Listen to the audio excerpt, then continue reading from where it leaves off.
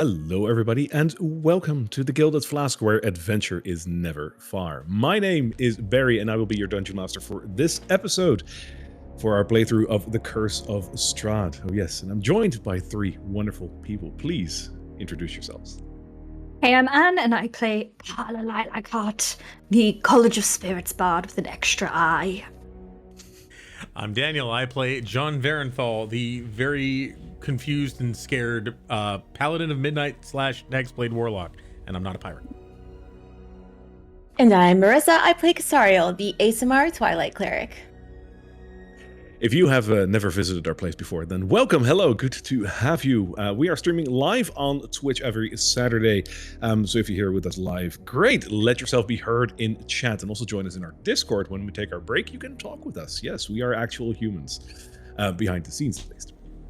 Other than that, we do upload our episodes to YouTube. We are on several podcast platforms as well, so if you want to listen to us on the go or watch us over there, if you missed an episode, you can find us over there through either thegildedflask.com, or if you're looking on YouTube right now, look at all our available socials down below, or on Twitch as well, by the way, because we do have panels over there too that will direct you to those.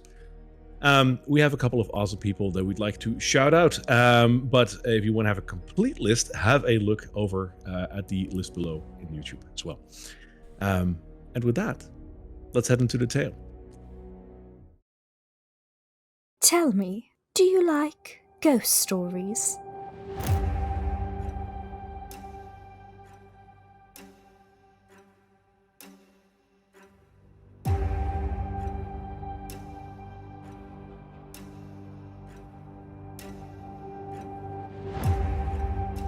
I've been investigating people vanishing mysteriously into the night, never to return. It looks like I've found out where they've been.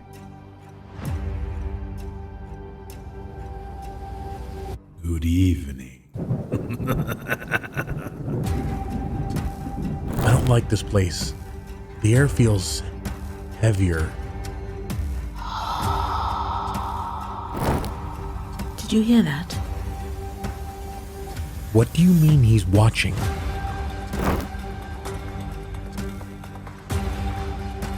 In this place, nothing is what it seems.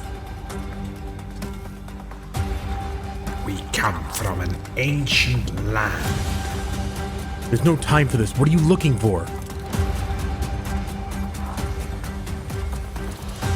This place has taken my father and my mother. It will not have me.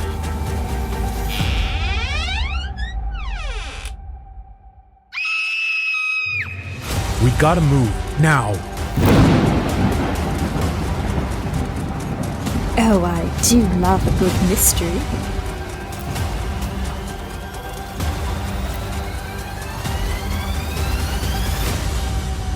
Barovia is mine, and so are you.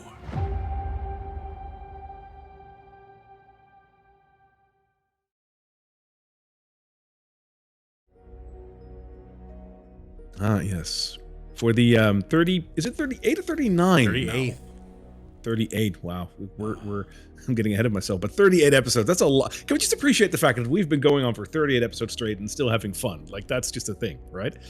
But for the 38th episode, I'm going to say it. What an intro. What an intro. Wow. I love it. Made by our very own Marissa Casariel. Thank you so much for doing that. It is an absolutely astonishing intro.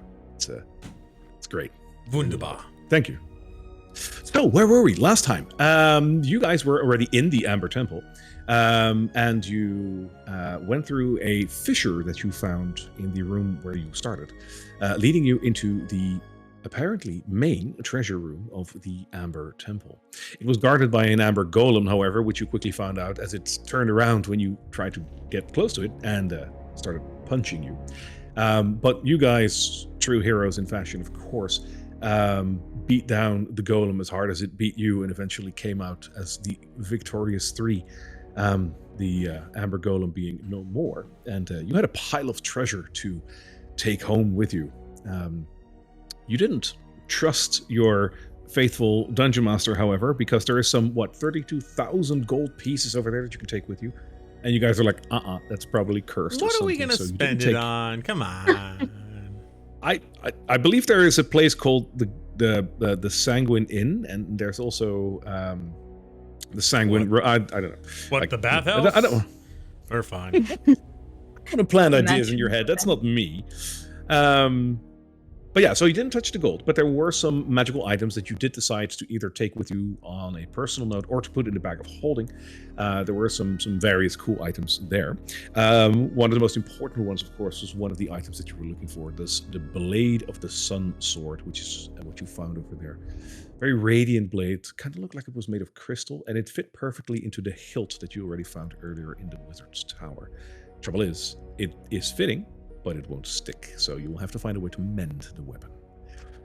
After that, you went into the main hall and noticed that the statue noticed you, and after a relatively fruitful conversation and some lightning, you guys decided that you'd take a little rest.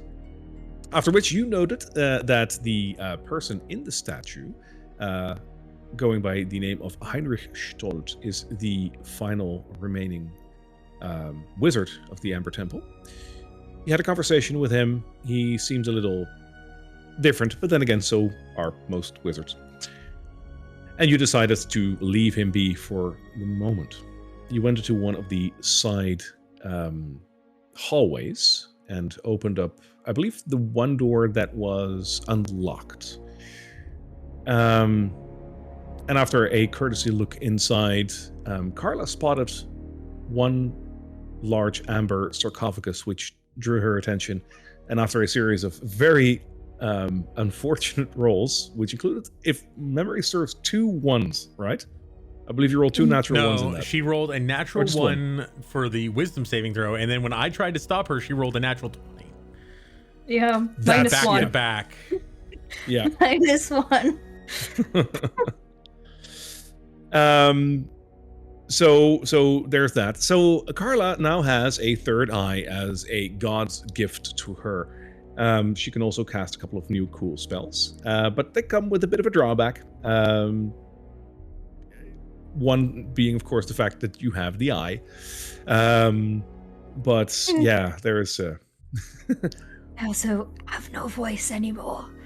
yeah. So for the purposes of role playing, you're fine just speaking in your normal voice, but you're basically whispering from henceforth. And that is where we left off. So you were standing just outside that door and considering what to do next. And as always, that is going to be my question to you. Standing outside of the next door, what is going to be your next move? Allow me to try something. And Carla is going to cast Arcane Eye. Her new spells. Okay.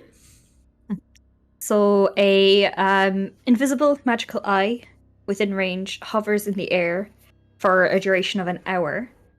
And I'm going to, and also it has normal vision and dark vision out to about 30 feet. And I can move it 30 feet in any direction from me. So I'm going to cast that and then wait for the door to be opened, and I'll send my eye in when time is right. Alrighty. I don't really have an eye token for you. I mean, I got one, but that kind of, you know what? It actually really fits like your character because you are still Carla. Here you go. It's kind of creepy. Don't mind.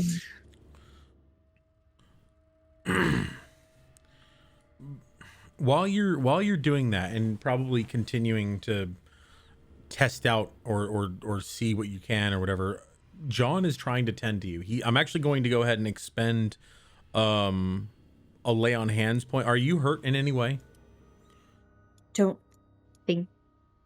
Nope, not even a little bit. Okay, so I'm still gonna do it. I'm gonna expend a lay on hand point in the attempt. He's like basically medically or divinely trying to treat you, and after seeing that nothing changes, he'll stop. But like he's trying to triage this almost like as if it were a wound in the field and maybe fix a curse. Carla, what do you feel? What's happened to you? What does this feel like? I'll message him and I'll say, I can see out of it, obviously. I feel more connected in my mind, I mean stronger, but it took my fucking voice, and now I have to talk in your head. And she's like gesticulating, yeah. but she's not saying anything. She's like, and it took my voice, John. So silver linings. Sorry. Let's see. And she will send the eye into the open door. All right. Can you reiterate what the eye can see, please? So, boop, boop, boop, boop, boop. I mentally receive visual information from the eye, which has normal and dark vision out to 30 feet, and it can look in every direction. Wonderful. Yeah. You can control the eye, by the way. You should be owner. Oh, I can. Incredible. Yes. It's your oh my eye. God. It is. Well, I mean, I'm going to Kind of. send it in at least a little bit, and it is invisible, so that is one thing. Yes, I will treat it as such. Floating inside, there is another set of amber sarcophagi, 3 in total. You're starting to notice a pattern. All 3 seem to be intact. The room otherwise seems to be empty. I'm going to send the eye close to each of the sarcophagus and see if it can, like, pick up anything from either one of them. You know, like when it looks in, does it feel anything? Right. So it won't feel the same sensation that you will feel when you get close, like as you've experienced so far. But you will be able to see something because, well, you're looking into it at a rather like close distance. Give me a perception check. Ooh, that's a good number. Okay, that's a 21. Fair. All right. You float close by and take a very good look at all 3 of the sarcophagi, and you do see some imagery floating around in there. The one to the north, you see a red cloaked individual that looks a little purplish, and on its head aren't hairs or a crown, but rather a couple of eyes in sort of a diadem. So more eyes, apparently. You notice a certain kinship, even though you're outside the room. I would not like any more. Floating towards the one in the west, you're not entirely sure what you see in there, but it looks like it's a creature that has many, many heads attached to many, many necks.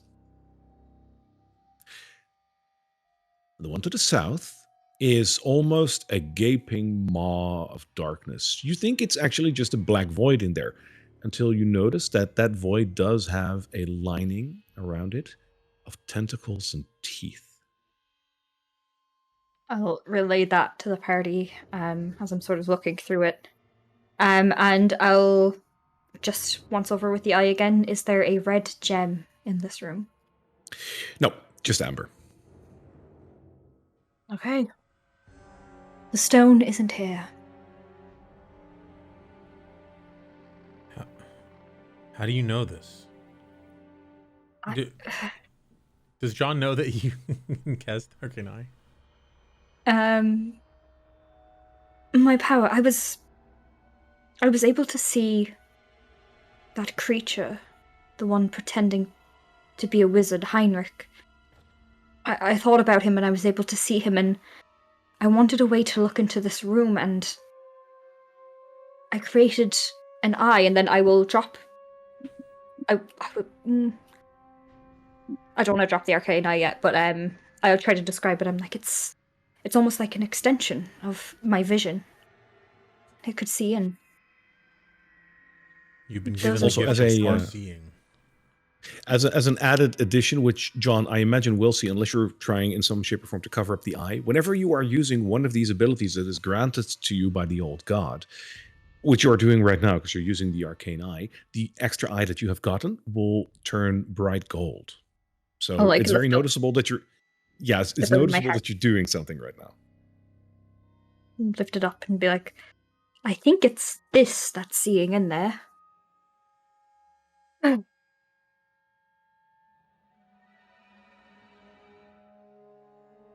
Casariel, do you know if there's any way to undo this, or what have you learned?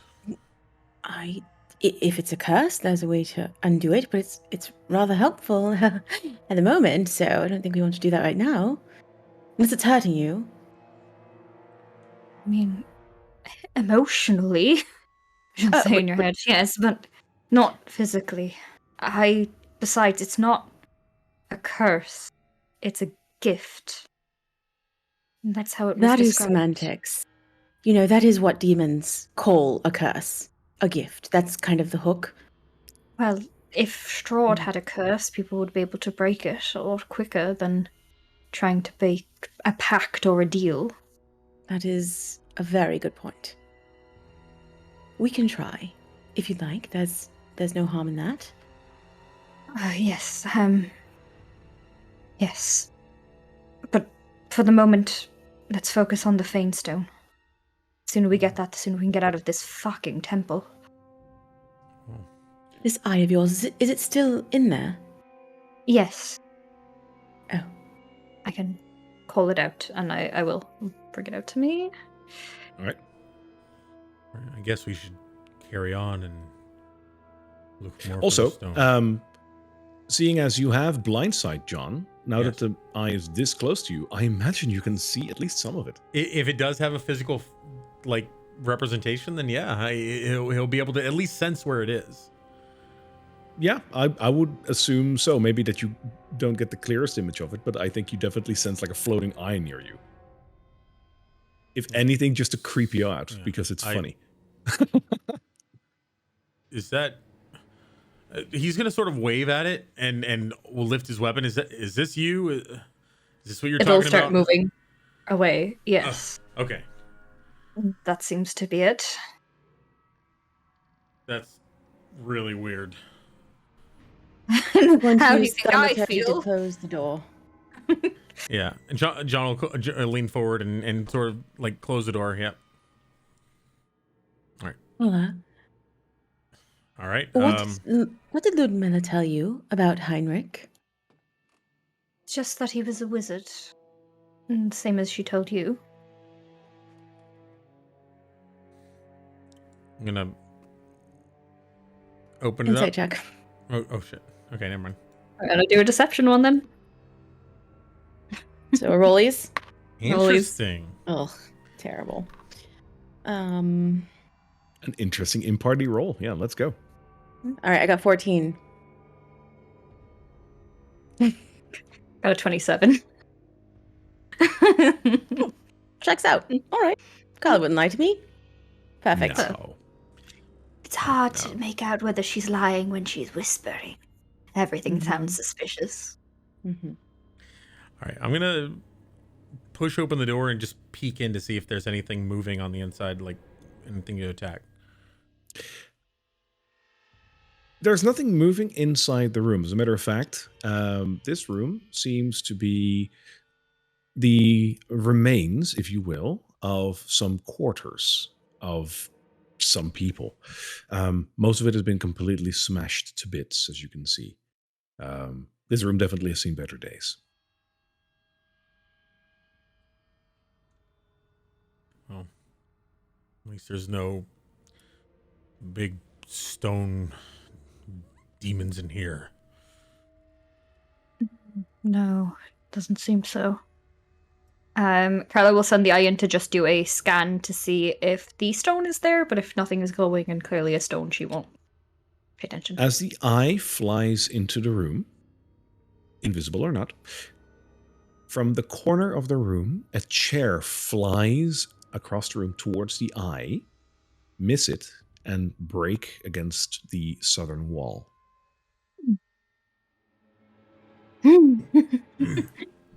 Oh shit! Oh shit! John, can you tell what that is?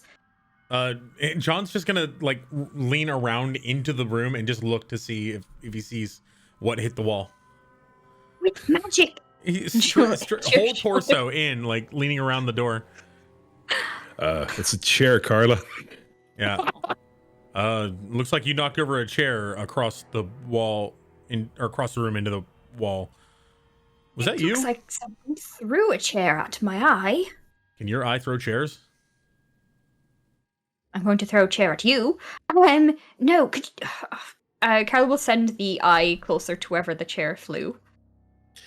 And as you do, a rod that supposedly was supporting something over there flies in a like swirling manner just past your eye and hits the door. Something is throwing something here. You just threatened to throw a chair. Okay, I'm sorry. No, that wasn't me, John. You just Excuse me. Is there someone in here? There is no reply. Hey. Well, Anyone in here? Sorry, There's you're still no whispering. You're whispering. I feel like I should help. Fair enough. yeah. Okay. Don't worry, I got you. Hey, you in the corner. So yeah, if there is this room just throws random shit at people, maybe we shouldn't be bothering with it. Think we can just lock the door, make it so that whatever it is can't come out, and because we don't want to expose our rears to this thing. That's fair. As soon as your eye flies out, another piece of furniture flies past and lands just in front of the door. All right, okay. I'm gonna look in and say, hey, do that again. Make it happen. I'm gonna try to see where it's coming from. If it's just like floating up and flying, or if something is actually throwing it. Give me a perception check on that. I'll send the eye back in so that it will prompt another throw. Mm-hmm. Hopefully. 11. All right. With an 11, I'll allow you to see the fact that it's not just like it's not apparating out of thin air and flying across the room. You see something quickly being picked up and thrown. There's just nothing there. All right, so someone is in here. It seems like that, but they're not particularly friendly. However, anything that's fighting might be defending something. It could be defending the stone that we need. Can you, because your eyes see what's in the darkness over there? Yes, so Carla will send it as close as possible to wherever that thing is thrown, and she'll kind of hang by, like, away from the door so that she's not going to get hit by anything that's going to be sent that way. Fair enough.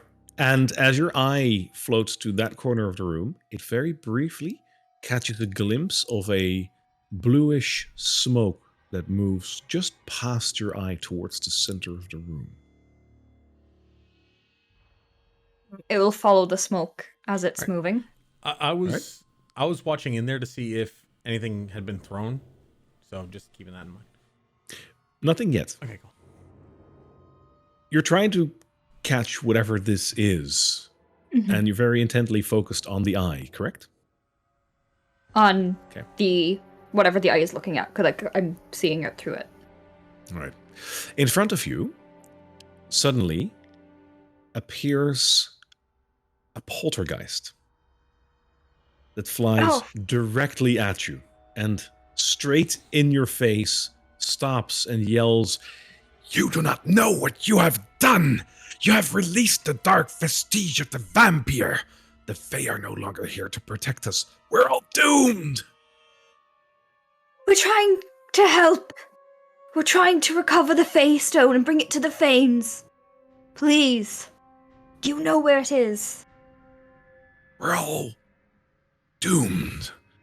he flies back and it disappears out of sight.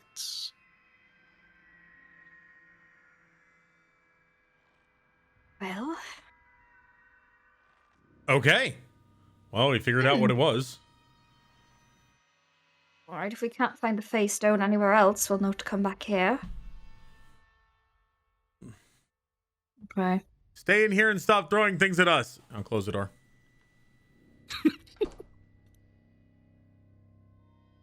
Next room. I hate ghosts. I love them. I'm gonna wait for Casario. Okay, go. She's so cautious. What does Casario look like she's doing? Is she? She's watching your 3, 12, and 9. Cool. And she's all your asses, basically, making sure nothing comes at us from any weird angles in this room. Love it. Well, in that case, give me a perception check, Casario, because I was waiting for you to say something Cool. like that. Awesome. Perfect. Okay, I'll roll this one.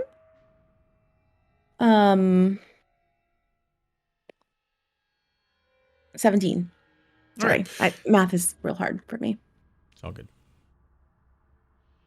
You're having a look. Like, they're going room to room and being... Investigatory. Yes, that's a very good way to put it, John. Thank you. Right. But you're basically making sure that nothing like creeps up behind you or in front of you. A little further ways down the hallway towards the south, I think you have spotted the fact that there is one more door, and there is a very small opening towards the side. It could be your imagination because this place sort of gets to you, but you have the feeling that you hear the thumping of hooves. It's slow, but you have the feeling that you hear some hoof steps. From this area right here? Yes, and it's faint, but it sounds like it's getting slightly nearer. Shh. Do you all hear that? Do you hear that? Ew. Is it the poltergeist with the ghost? No. Hooves. Hooves? Where? Where did you hear it? I'll point down here. And Carla will send the eye down. Okay. Have a look. As the eye floats over there to take a look, you'll notice that there is a old staircase over here, made of stone, that goes in a curved way up. Descending this staircase slowly, but surely, is a minotaur. But not a normal minotaur. It seems to be of the skeletal variety. It looks like it's patrolling. What? And I'll relay that to Xariel in her mind. I'll be like, Minotaur, skeletal, looks like it's coming for us. Into the room, into the room. And Into the room. let's hide. And she'll open the door. She'll and close try the door. So as She'll soon open the door as and she try to- goes in, John will too.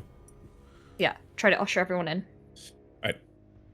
Everyone runs in? Cool. Yeah, and then as Okay. soon as she can, she'll close the door and drag the eye sort of out and patrol there. Okay, and she'll be like, okay, everyone just look at the door and keep yourself up at the door. And don't let anything happen and shh.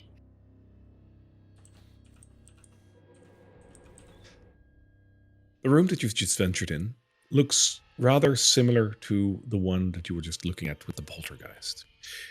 Over here, everything seems to be smashed to bits just as well.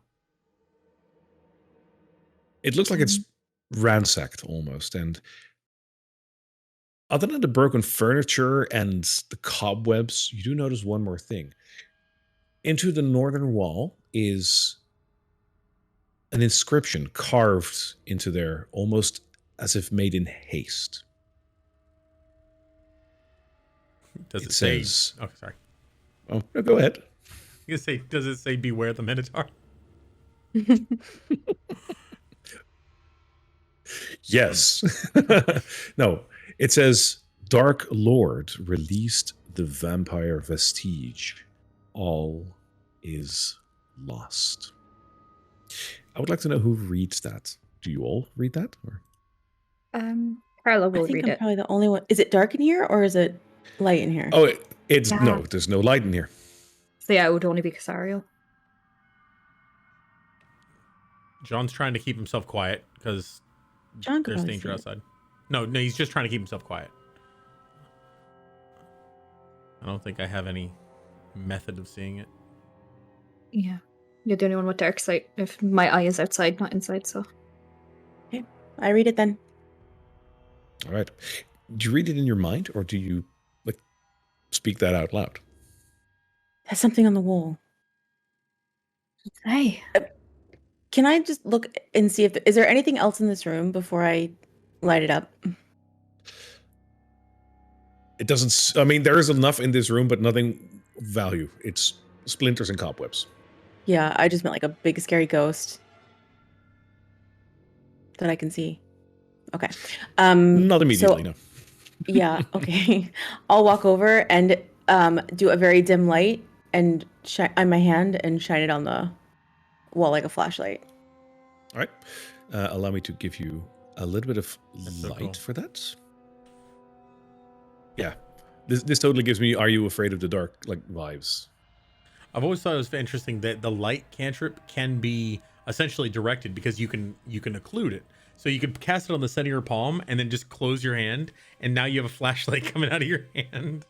Yeah, didn't you as Tolri have like a necklace where you could basically close it off so you'd have a flashlight? Yep, basically it was just a little Yeah. lantern basically that could just direct it. It was great. I love that.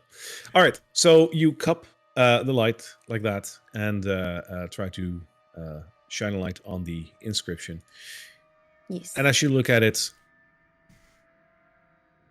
Kazari, what's your passive perception again? 15. Cool. In the corner of your eye, you have the feeling that someone is standing next to you.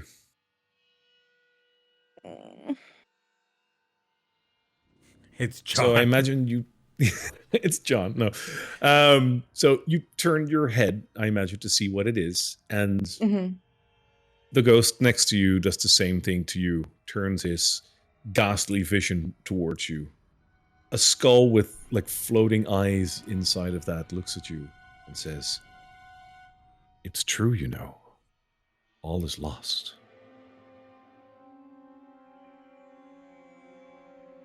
Do you know what I heard? I'm gonna whisper it. I heard there are adventurers in this land. One strong enough to defeat the Dark Lord.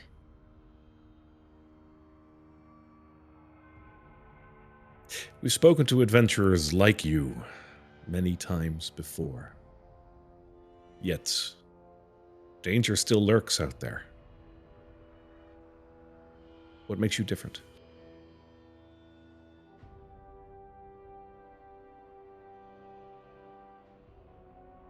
Well, for one thing, we have almost all of the materials we need to defeat him already.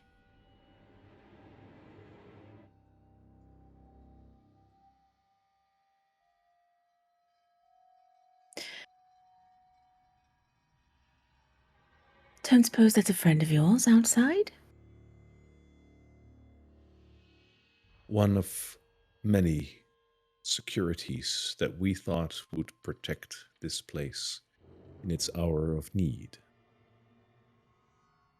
But now, all defenses have been destroyed, and the temple is wide open to whoever wants to visit. Were you a monk here once? A wizard. Oh, I see. You're not like the others. I was. Very much so. And together with my friend upstairs, we were the last remaining barrier here. We were the last to protect this place, you know, and it wasn't enough. Do we see the poltergeist? I imagine so. There is a faint hue coming from him, so even in... I mean, she's shining a light, so that even helps with that. So yes, you will. Your friend upstairs. Is it Kazan? Yes. We spoke with him. And we managed to draw him back to himself. You know that he's not his original form, and you know that you're not your original form either. Yes. The difference is that I did not choose this form, but he did. But We have the Sun Sword. We have Strahd's history. We have the blueprints of Ravenloft, and now we're looking for the final Phase Stone so that we can bring it all together and take a shot at defeating that Dark Lord and breaking the pact he made with the vampire. Freeing this land and freeing you. Freeing Kazan, freeing everyone. A noble cause for outsiders. Well, you don't really get to be an outsider long when you get trapped in here. I am not an outsider.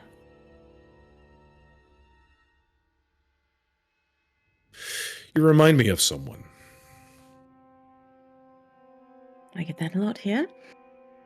Did you know my mother? Not too long ago, a lady was here, but she looked slightly different than you. Perhaps more worn by time. She had gray streaks of hair, and I don't know if it's might be your mother, but if you say she is, then yes. Yes, she has been here. What was she doing here? She wandered about, looking for something. I tried to talk to her, but she moved past. Her voice was distinctly different than yours, though. Are you an adopted child? Oh. No.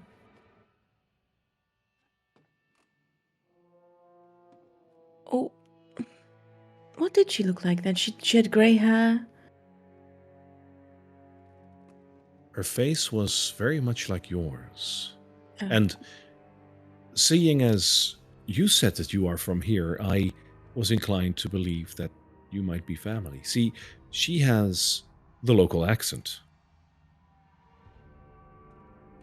which is why I wondered if you were adopted, maybe.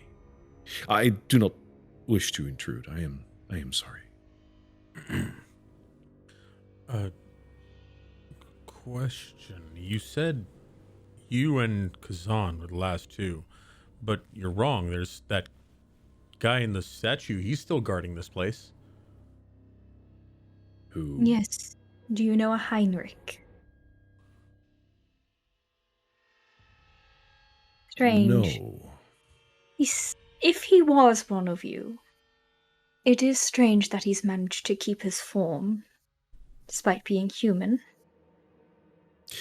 Wizards are known to grow very old, but then again, this place is rather old.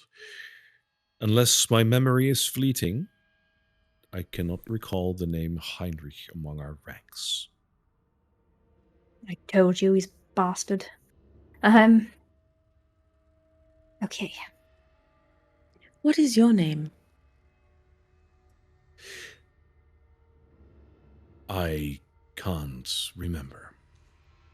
Which is fancy DM speak for I did not have a name prepared for this character. Doesn't matter then. Okay. Oh. Could be all is Understandable. lost. You say it enough. Are you trapped here? You can't leave. Shackled forever to the confines of this room and the hallway. I could try to set you free. I have a connection to the beyond.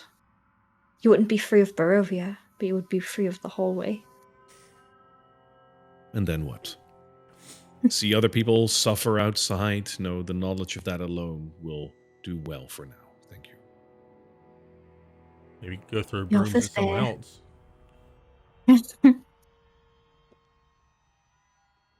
I, and I lift the brim of my hat. As you can see, one of those dark gifts was forced upon me. Do you know if there's a way to be rid of it? Oh, Carla. You show your dark gift. Yeah, I Okay. got no reason not to trust him. Fair enough. As you... Such a darling. As you lift your hat to show the fact that you have received a dark gift from that which is entombed and guarded in this very temple by this former wizard and so many others, he looks at you with a look of anger, and his voice goes tenfold as he says, "You have defiled this place!" This And place outside has the defiled door, me. It isn't outside the the other door, way you hear around. a sound reaction in the hallway as some footsteps draw closer. We're asking if there's a way to get rid of this. I don't want this gift. I have lost Kazan in the same fashion. He touched and broke a sarcophagus, and now you. How do you undo this thing, though? There is no undoing. It is a god's gift. So Why do you think that these were hidden down here? So if I smash the amber, it won't fix this? It will release whatever is kept within upon this land. Oh, never mind. This conversation is going like non-whispery anymore. And outside the door, you can very clearly hear that someone is trying to make sure if the sound is coming from in here.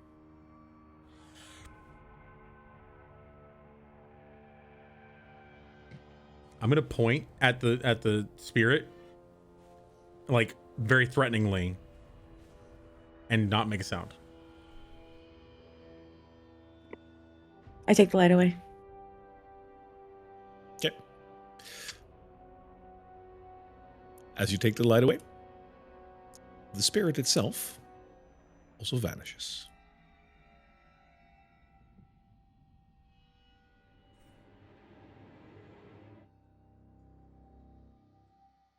John holds his breath.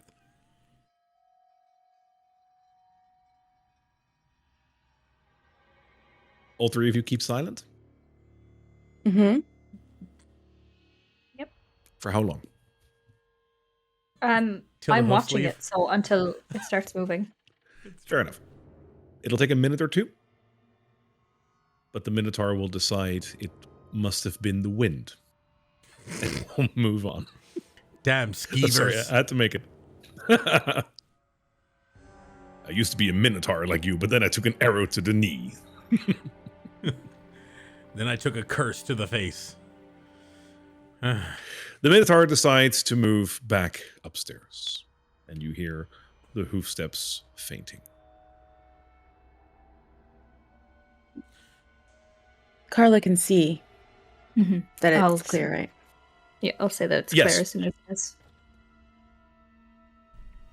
Carla, can you see what it leads to, that hallway? Does it go down or up? Or both? It goes up.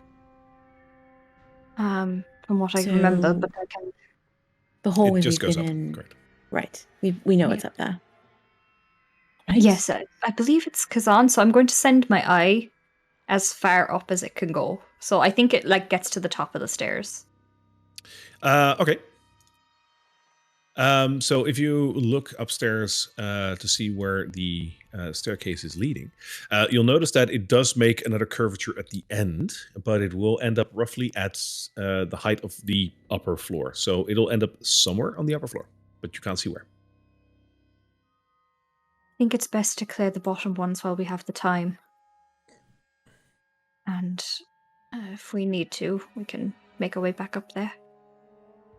Do you think there's more amber rooms on the other side of the big statue room?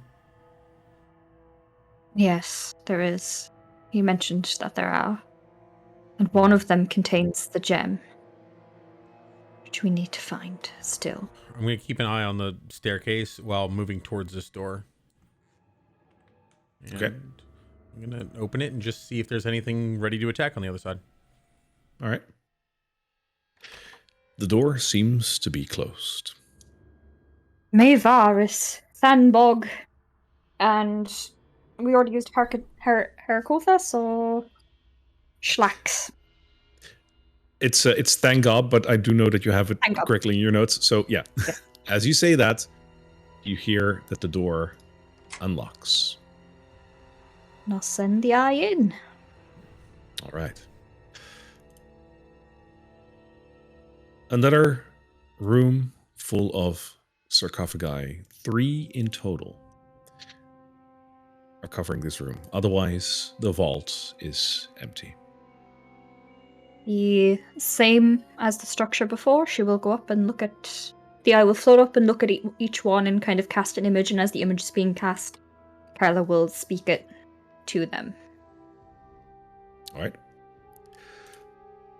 Going clockwise and starting at the eastern sarcophagus, as you get closer, you will see an image of, well, some sort of knight that has a couple of very scary-looking hounds close to him.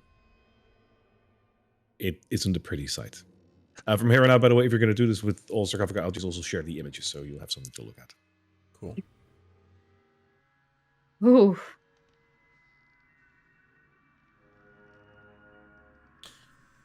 So, can't remember the name. Daedric. That's a Daedra.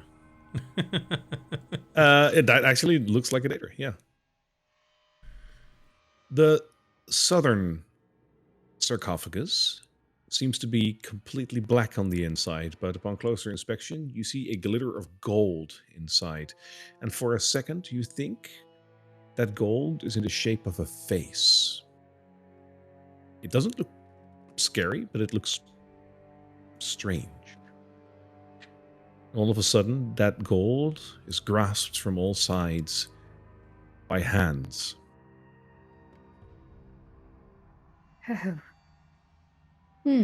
Cool.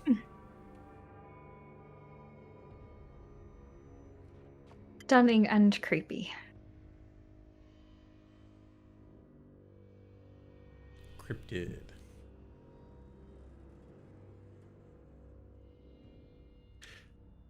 And then finally, the western sarcophagus, as you get closer, looks like it is violently churning, as if something is boiling inside.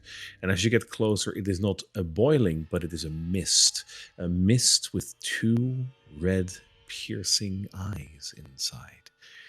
And even though it's your eye that is there, you hear a voice in your head as an image forms, Carla. For the voice says to you, "Death is not the end, but the beginning. One must simply reach out and touch death. Let me grant you this gift."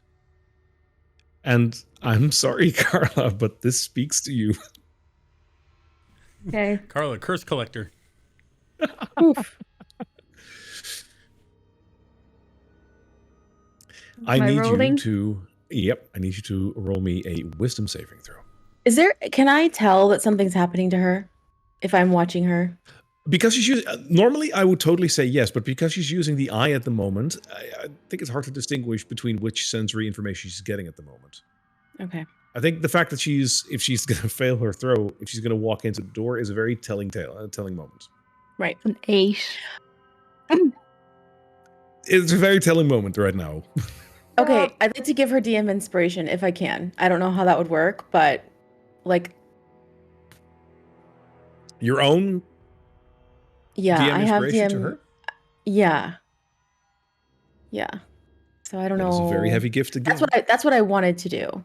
I don't know if that will work, but that's what I was looking for, was to give her that if it looks like she was gonna have a problem. I'm a benevolent god. Let's make the dice decide. Sure. Okay. So you can reroll I can reroll? You can reroll. if you want to. You've got DM inspiration. You can use it for whatever you want. I gifted it to you. It was worse. How does it look like when she walks by? Does she just like trance-like start walking towards it, or does she just bolt? This no, it's trans-like, so there is enough time to intervene, because that would be really shitty if you couldn't. This is really the equivalent of like a creature, like, you know, following the smell of a pie, you know, in a cartoon. Like, it's that. All right, John, when she walks into the room, he yells "Stop!" and casts command. Cool. What's my saving throw? So your saving throw will be 17 wisdom. And you will do so with disadvantage because you are currently so caught up in this. Okay. That's a 6, so I stop. So you stop, and then Sean's going to grab you by the shoulders and pull you back out of the room. Cool. Okay. That works. That also breaks the pull on you. Okay. The eye will zoom out after me. And I'll say, I didn't mean to. Oh yeah, I'm not doing it on purpose. I promise. Fine, Carlo. Look at us. Look at us. Look at me. Look at Casario. We're here with you. Yes. Are you in your right mind? I am now. It's dangerous. If I start to walk towards a room and I haven't expressly said the gem is in there, just physically stop me. Okay. All right. But it didn't mention death. He's gonna like camaraderily like squeeze your shoulder and be like, "We're here for you, Carla. We're going to try to fix this, and we'll make sure you don't get any more." Okay. And close the door. Didn't we hear someone say there were also good gods here, like the Morning Lord and perhaps on the other side? You know, I wouldn't put them next to these rascals. Yes. Casario's awkward with social interaction after everything that's happened to Carla. Yes. Wow. You don't know where to look, basically, with the 3 eyes, right? That's Yeah. She has that brim pulled very low. Oh dear. Okay. I can try look the at the other next. side. I can look if you're feeling shaken. I can take a look. No, at the no. stone. You possessed by someone would be even worse. Much worse. You just got unpossessed. Oh, We don't want that to happen again. I'll be fine. Okay, yeah.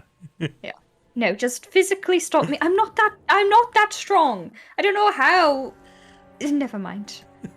Curiosity, perhaps. Inquisitiveness, you know. You're also really Yes, fast. You're also really hard to grab. What? I said Okay. fast. I said fast. Okay. I said I fast. figured you said that. I Yes. know. I say you're really fast, but like you weren't bolting in that last one, so it's more like you're hard to grab. You're tiny. Oh, Yeah. quick question before we move on. What do you make of the symmetry in this place? Anything? There's a lot of mention of symmetry, and there's a lot of symmetry here. Do you think it means anything, or You think we're gonna find another poltergeist on the other side? No, it's really more just a question. There's been a mention of symmetry a few times. Always 3 sarcophagi, Yes. It 3 might be gems. lucky numbers, you know, some cultures like that. There's also, I think it will make our quest a little easier. We'll just go for the doors we know have faults in them. We send the eye in. It looks for the gem, and we get out. I think I can help with this. I'd like to detect evil and good. I'm gonna cast that. My eyes will go golden. Ooh. What's the range on that? It is 30 feet diameter around myself. Right, but for a little while, right? 10 minutes. Okay. And stop by foot of like a wall of stone, yada yada, sheet of yeah. Okay. Cool. Most barriers blocked by 1 foot of stone, 1 inch of common metal, a thin sheet of lead, or 3 feet of wood or dirt. Fair. Okay. Right now, which I assume is fair, you don't feel anything but good. Because look at who's standing next to you. Aw. Oh yeah, I do look at Carla though. Yeah. Still good? I give her a good long hard stare. My insight is 19 passive. What are you asking exactly? I know what you're asking. I'm saying, is there any evil pinging on my radar? Well, I mean, just no, there isn't. Okay. John Okay, great. Still, John never really was. He's lawful neutral. He wasn't really. I know. It's Yeah. flavor. I know.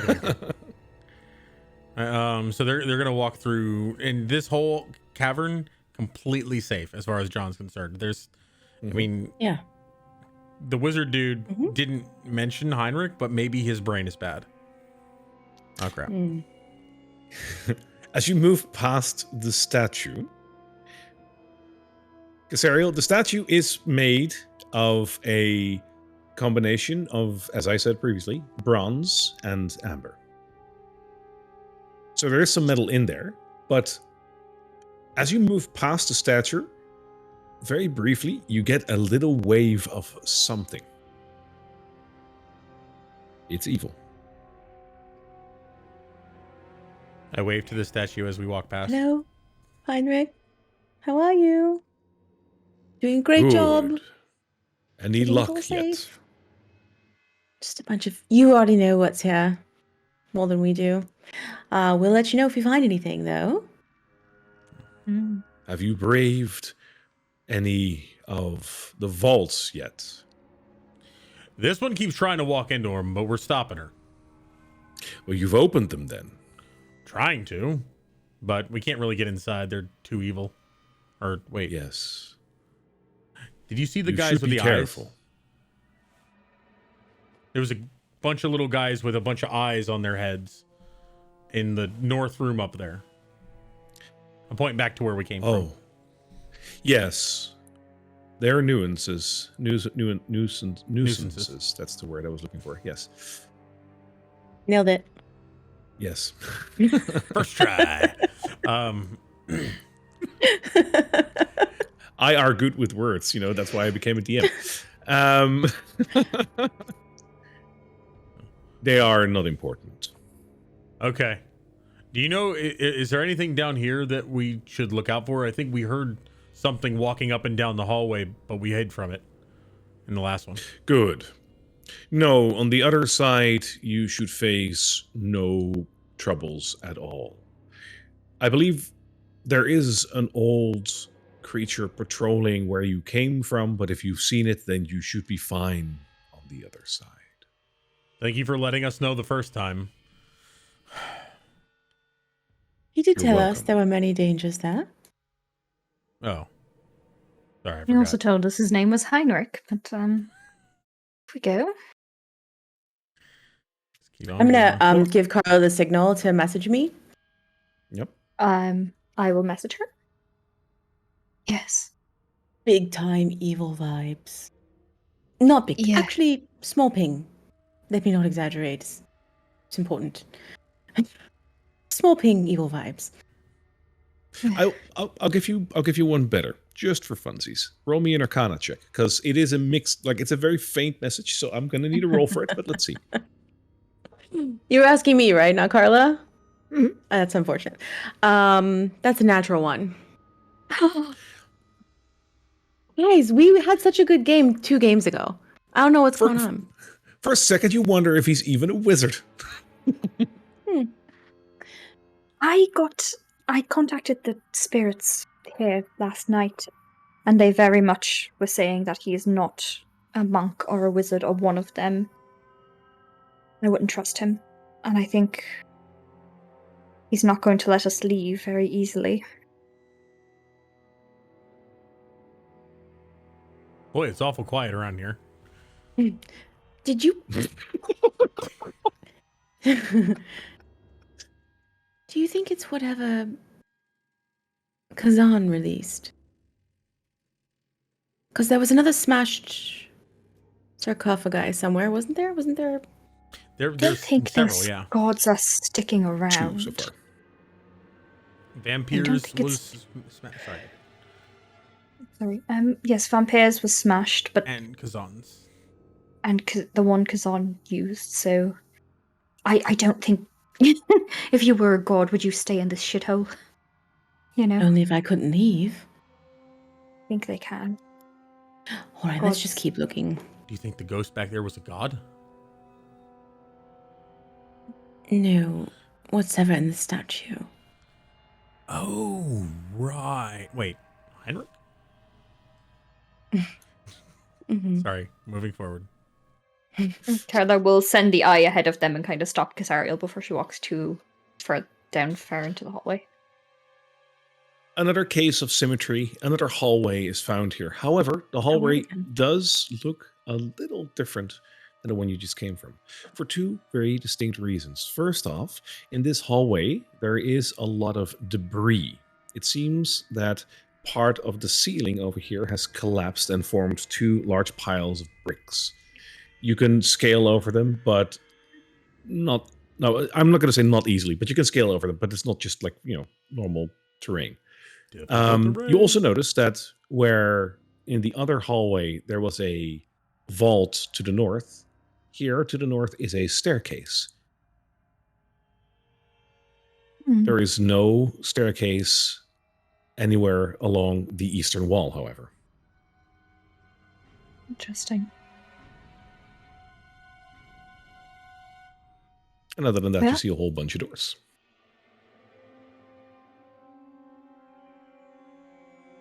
Time, I suppose. So to the north and left, is there an opening or another door there? Uh, Oh wait, is it dark? To the no- Because I might not be able to see. Well, it is dark because there's no lighting here, so you shouldn't even be able to see. But I understand where you're asking, and let me show you that it's just a little bit of the side of the hallway over there. So there's nothing there. Okay.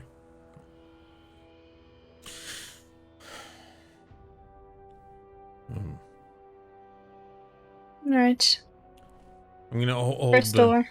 hold my weapon out to Kasariel and like ask, essentially do the gesture that we always do. Then she possibly light it up in a not in a demanding but in a requesting way. Okay. Oh, you're muted. Wait, who is? I light it up. Ah.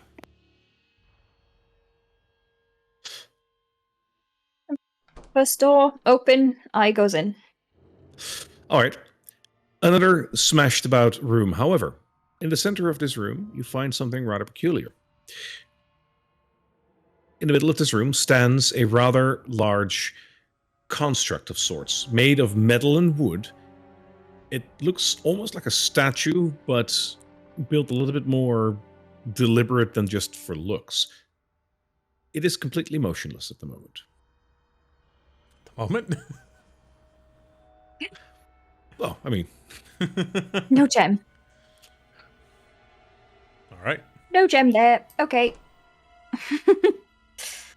No gem. Let's go. Next room. Okay. All right. Door. Peeking. Eye.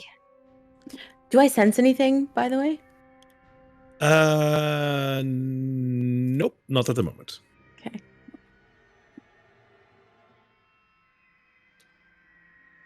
Very concerning. Why? Just pauses. Just pauses.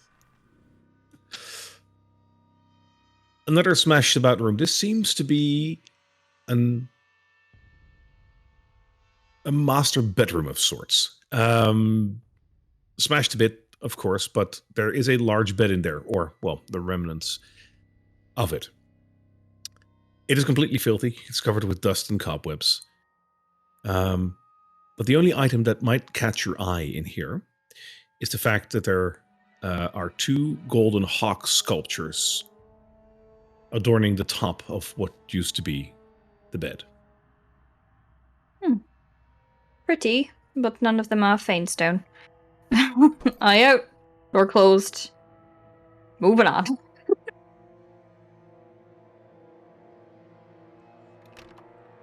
Ooh, as soon It as she seems that realizes the door is closed. Flax. Mayvaris. The door unlocks at your mentioning of the word Mevaris. I will go in. Inside, you find 3 amber sarcophagi. I'm gonna keep an arm in front of her, not like just so that if she starts wandering forward, it'll stop her. Okay. And we'll do the usual thing. Around, it'll look. And I'll actually grip onto, like, John's arm as well, just to add that extra layer of protection. Okay. As it sort of floats around to each of these. As the eye reaches the northern amber vault, you see a very pristine figure showing up. Nothing of that dark, evil brooding that you saw in the other hallway, but rather a very light, almost warm image. The image that you see is that of an eclipse of the moon and sun, and a devoted creature floating in front of it. This one feels different to the other ones. These might actually be the good gods. Do you relay that? Mm-hmm. Do you explain what they look like? Oh yeah, like as Okay. the eye is kind of going around and talking, I'm talking through sort of what it's seeing to the Right. guys. Yeah. Well, whispering through what I'm seeing to the guys. As your eye floats towards the amber sarcophagus in the east, you see an image of sandy dunes and a large creature that is digging through it. It looks menacing, but not necessarily in a dark and evil way. Are we looking at the same picture? Because The sun is out. It's not dark. yeah, It's a lot of teeth. yeah. Mm-hmm. It's a lot of teeth. Hey, the gods just have a different fashion sense, all right? Mhm. As your eye comes up to the southern and last sarcophagus of this room, you are filled with the delight of warmth and the smell of incense and fresh food. The image that you see in front of you is that of a beautifully dressed lady holding a large tobacco pipe and having a beautiful white fox next to her. Oh, that one's particularly nice.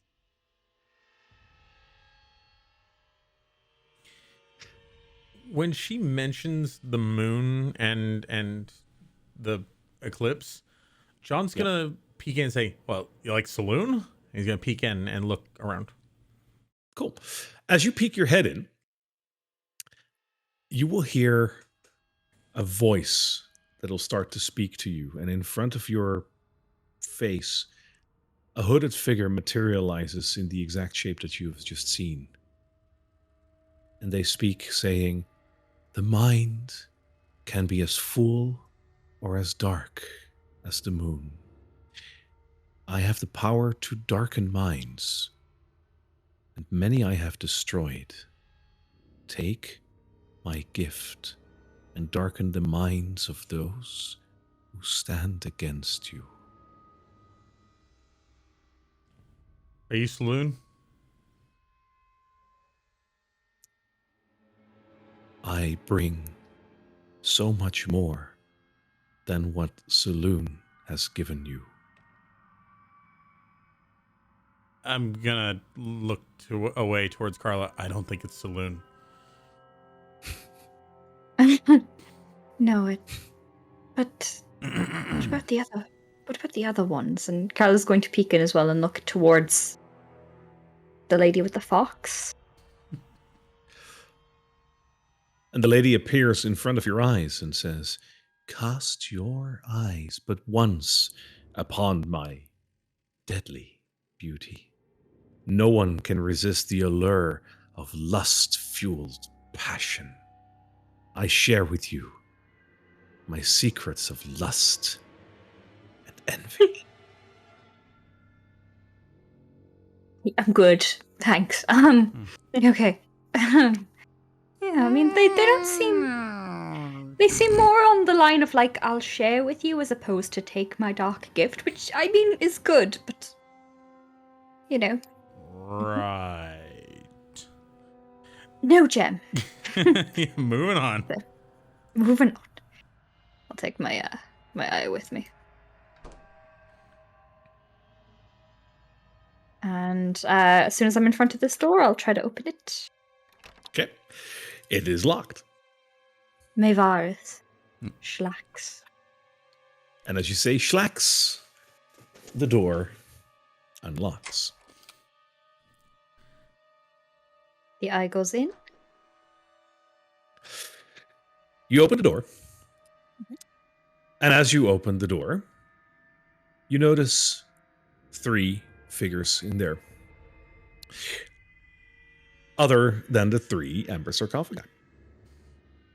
3 flame skulls immediately turn their gaze towards the opened door and hiss in the air.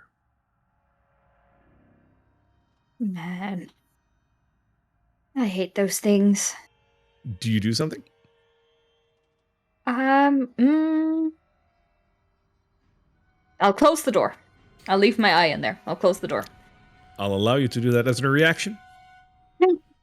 Go ahead and do that. You will have the fight averted.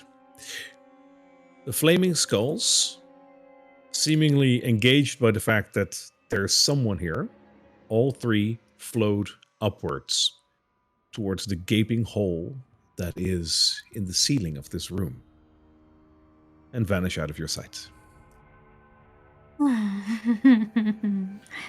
As soon as they're gone, I'm going to send the eye around and I'll relay to Casariel and John exactly what happened. All right.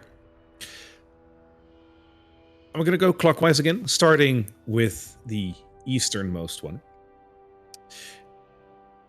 Over there, you see an image where the sky is gray, but there are no clouds. There are no trees, there are no hills, and there are no mountains, but the land upon which this image manifests is wet, and a strong wind starts to blow. And a dark shadow appears with the wind, slowly becoming a demon.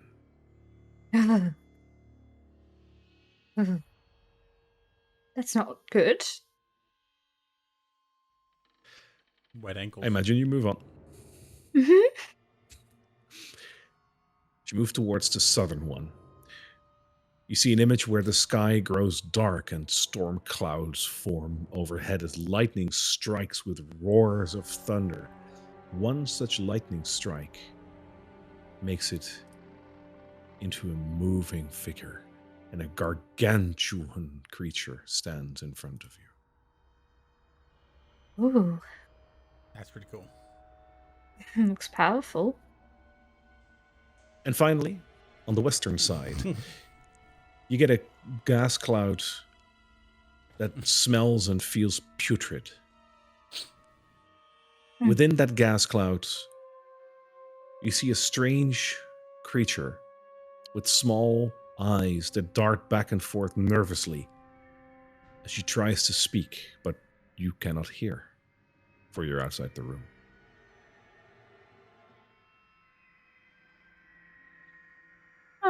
She's got big eyes. As. It's an anime figure. Oh. I'm going to swivel the eye upward. Where did those things go? There is a rather large hole in the ceiling of the room, which looks like it's either been blown out by something or just broken because of neglect over the ages. Be that as it may, there's a hole over there, and the flaming skulls have moved through that and away. Okay. Question. When we when Carla touched the first amber, did anything happen to the amber tomb that changed its appearance in any way after we pulled her away? Nothing that you noticed. Okay. There's no stone in here either. I think there But was they said it would be in a vault, didn't they? I think there was one more door on the other side of all the rubble up north. We haven't checked there. Okay. Try it, I suppose. I'll open the door again, just to let the eye out, and then close it real quick. Okay. I'm gonna walk with Casariel, keeping an eye on Carla, but just. So, what are you thinking, Casariel? What do you think is going on down here? Exactly what we've been told. I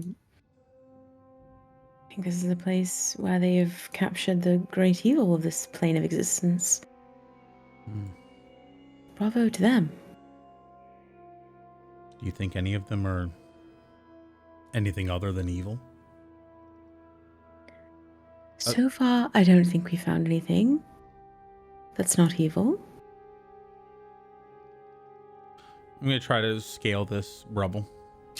You can. You don't have to crawl over it in any means. It's just rough terrain, basically. So it looks like it's a wall for us. Mm-hmm. Oh, is it? Let me see.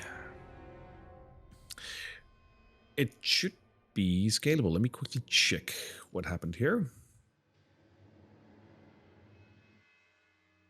You can just move us to the other side of it if you'd like. No, you're actually right. No, it is this part, like the other pile of rubble, is actually scalable. This one is so far up that you can't climb over it. I am so sorry. There is Okay. no way that you were going to get through this without removing it. Okay. Okay. Right. Is it all just rock? Yeah, they're basically just bricks and stuff. I'll start. If it looks like we're all just sort of waiting, I'll start shifting some of the rubble to try to make a path. Spend a little while on that. Right. Oh, both of you go back. Go back. Stand away from this. Okay. Let me try something. Carla is going to stand in front of her, and she's going to say, much further back, like 15 feet back. Are you going to do something that's very loud? Yes. Perhaps there might be more of those things patrolling and also those skulls. Like very, very loud or like sort of loud? It's the bagpipes. They're pretty loud. But consider this. John digging is loud, but it would be slow. And it would occupy him. This is loud but fast. What do you mean I'm That's loud true. as I rustle around and a bunch of jingles happen? Do you know, right through that treasure room, the room before that, wasn't there like a library upstairs and then right off to the side, I think is right above here, and then perhaps we can just go down? If my memory serves? Was there another room in that door in that room upstairs? There was, but I remember. don't know if it leads down there. I mean, we can give it a try, I suppose. It might. That's probably a good idea. We should explore a little bit before we go blasting through things. I suppose. I suppose so. Wave to Heinrich and keep moving. No You're luck too yet, friendly, huh? Tim. There's a big pile of rubble in here. We're gonna try to go around it. Yeah, I couldn't remove it. As an old man, that's too heavy. As a young man, it's pretty heavy too. Yeah, so we'll just make our way back up to the library. Yep. All right. Feel free to just park yourself over there. moving back up, you guys ascend the circular staircase and come back up into the library, which has one exit straight down. So we know about the exit that we came into on the side, the west side, between the bookcases. Mm-hmm. So I'm gonna stand behind Carl. She knows, and Kazariel, they know what they're doing. Yeah. Carla will take the lead in bringing us down. I will save you another map switch unless you really want to go there. But if you go down that staircase, Carla, you will end up at a doorway where if you open it, you look at the back of the statue. Okay. Oh, right. Is there a platform above the statue that goes from one side of the hall to the other? No, there are two Here? separate balconies that are not connected. I don't actually see Carla on this map. She's not visible to me. Oh, I notice. And no, she isn't. Let me fix that. No worries. Well, we could There pop has out to be something over here, doesn't there? There was one on the other side. And this was a secret door that we found down here. Correct. That was the door indentation without a door. And you did check that side for more doors, and you didn't find any in one of the sessions. So I think we have two options here. We can go around the back where we found those doppelgangers and go to that side room where John was and go through the upper floor of that, which is where I presume the skulls went. Or those of us that can fly could fly. You could fly over yourself, and I could pick up John as like a bird and fly him over to the other balcony, and we can go that way. I can carry John? If I'm a giant eagle by polymorph. Or I can also get us across, but it is pretty loud. Wait, can you get from the balcony to the statue back over to the other side? In theory? Couldn't we just hop on the statue and... That's a hefty theory requiring a couple of checks, Okay. but in essence, it's possible, yeah. Okay. The balcony's also crumbling, so I can flying carry isn't good. Carla. Right, that's a good point. Rather than, wouldn't it be easier to just try to get up there from down below? We could get up to the balcony. I can fly up there, and then I'll put rope down for you. I don't know how I'll attach it to. Door handles. John's gonna start Climbing putting knots gear? and rope to make it easier to climb.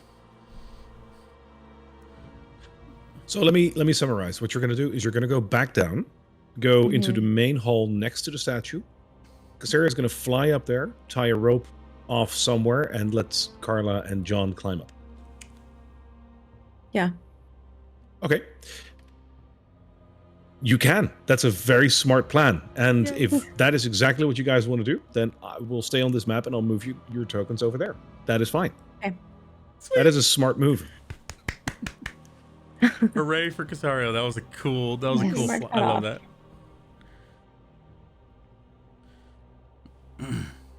As we go past Heinrich again. Hey Heinrich.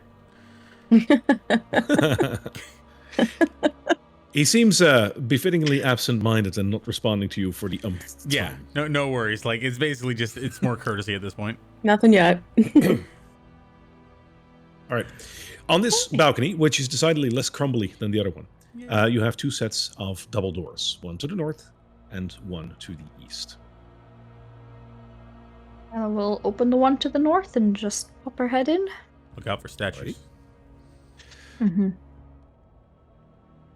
The one to the north seems to show a room that is rather symmetrical to the one on the other side.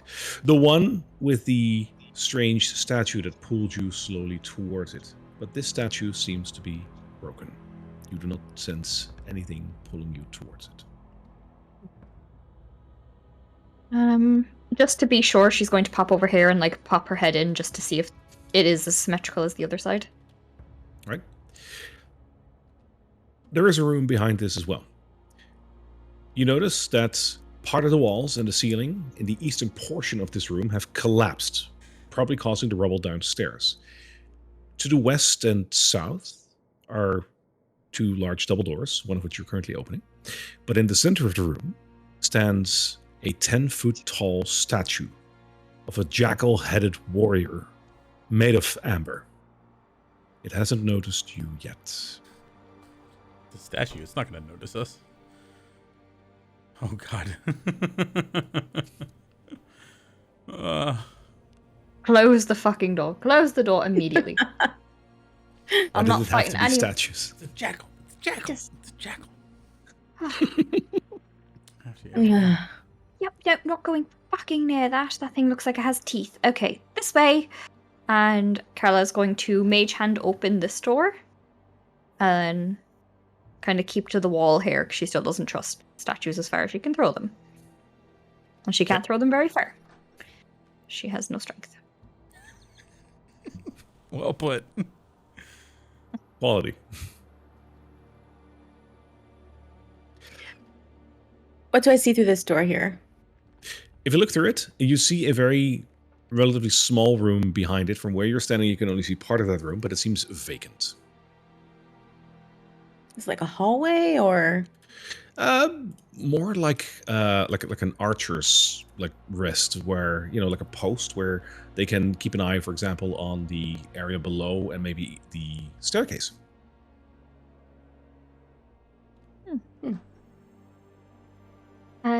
Seeing sort of a dead end, Carla's going to start scouting the room for basically secret accesses anywhere. Like investigating the walls, doing tippy taps, trying to figure out some stuff. All right, just around the entire shrine. Basically, yeah, around this room and then in this archery way, just trying to figure out if there's anything more to be found here or if we're going to have to go through the big fuck off statue. Awesome. Give me an investigation check. Natural 20 for a total of 30.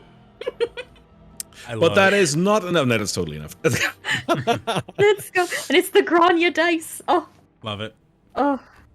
In the exact same spot as the other room, but symmetrically mirrored, you notice that the stone sounds distinctly less stony than the rest.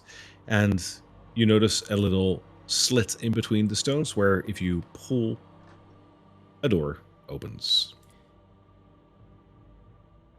Behind the door, you find a staircase that goes down. All right. Be cautious, everyone. And Carla will lead the way. All right. You decide to go down, so we're switching to the lower temple map once again. And I will move your tokens to that side. We did it. Yes, nicely done. Very smart.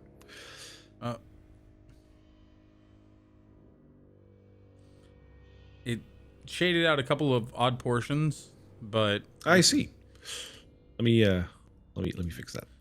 all right. Yeah, this map is pretty large and therefore pretty hefty on that. No particular worries. Module. As we were going, I was so looking for. I was like, I. This should be better, right? Yeah. When talking about that statue, yeah, it looks good. When talking about that statue, John's wand hand became itchy. Oh, we're so close to As you leaving this place. descend this staircase, you notice that over here there is another bit of rubble. This rubble, however, leaves room to walk over to the door that is over here. The rubble itself is considered rough terrain, but you should be able to scale it over here should you want to. However, on the other side, you will still see the wall of rubble, if you will, that you were standing on the other side of earlier. Just removing a couple of things. There you go. No worries.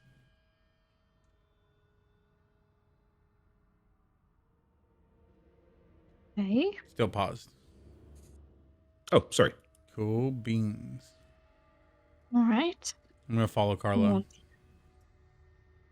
Towards the door. I can get away from walls. Oh my god. Would you mind removing my arcane eye because it seems to be messing up the map for me? Oh, is it? Yes. Yeah, I can. If I I'm can find it. using- Oh, there it is. Mage Hand would have dissipated it anyway, so that is fine. Oh, that's a good point. I didn't even think about that. Yeah. Okay, Removed. I'll go. Concentration is hard, man. The door over here is broken, and it is hanging from its hinges. There is a stench of death in the air as you come close to the door. Inside, there are, again, 3 amber sarcophagi. As you get close to the door, however, the stench of death permeates the air. Mhm. No. Yeah. Quick glance around. Do I see a Fane Stone? At first quick glance, no, you will barely see anything. Hang on one moment. He's gonna try to step forward and ask Carla to shift to the side. Will do. I have to. And he's gonna come over here and use Divine Sense. Oh, God. I smell undeath. I have to check. Man, you are so lucky. Oh shoot. Yes. All right. For you will not be ambushed. Ooh. She also Because has detect as soon good as and evil. Okay, all right. she had a solid 15 minutes ago. That's true. As you do your detect good and evil, you are hit with a wave of evil, both from inside the room and outside. And as you turn around to see where the heck that is coming from, you notice that 3 ghasts are crawling over the rubble towards you, huge and horribly disformed by the amber. They are still very much ghasts, and they are very much out to get the 3 of you. So I'm gonna point and say, "Get back!"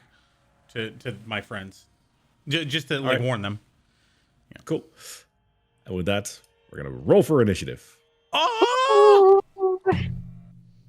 Oh, come Let's- on! Oh God. Okay. Natural 20 for a 25. This is a good moment to use your 20, Carla. Oh, I got I'll 2. take it. I rolled like fucking ass last session. I will take every natural 20 I get that's in a favorable roll. This is true. Casario? I rolled a 1 and a 2. Ooh. So that would be a So- 4. Okay. It's more than 1. I got 2. Unbelievable. Really? For a total of 2? Yeah. So So they rolled It lower wasn't- than you, Casario. it was a 20. Like it was sitting there on 20. I was like, okay, maybe it's good luck. So I picked it up, rolled it, 2. Okay. It happens, I guess. And I have my rolls done as well. So Carla, you are first. I'm paused. No, you're not. Okay. I'm going to move so that I'm in the center of the 3 of these and away from John and Casario. And I am going to use Thunder Wave at 4th level. So they're going to need to make me a Constitution saving throw of 16. Or put my back plates in. Yeah, they have a lot of constitution. I'll just do a group roll for the 3 of them. Okay. And they hit a 12. That does not save, so they're going to take many d8 of damage. They're going to take, let's see, it's 5d8. Oh, how exciting. Okay, and okay, I've got. Where's my? Sorry, I need pen action for this, so just give me a moment. Okay, that is okay. Ooh, that's another. Okay. And I'm going to throw in my bardic die, because I'm using my instrument, and that's going to give me a total of 29.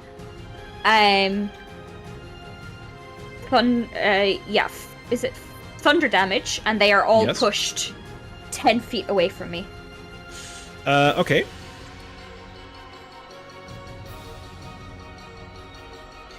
And then, with my bonus action, I'm going to determine a tail. Okay, I'll put that in my back pocket. I'll get ready for it. Right.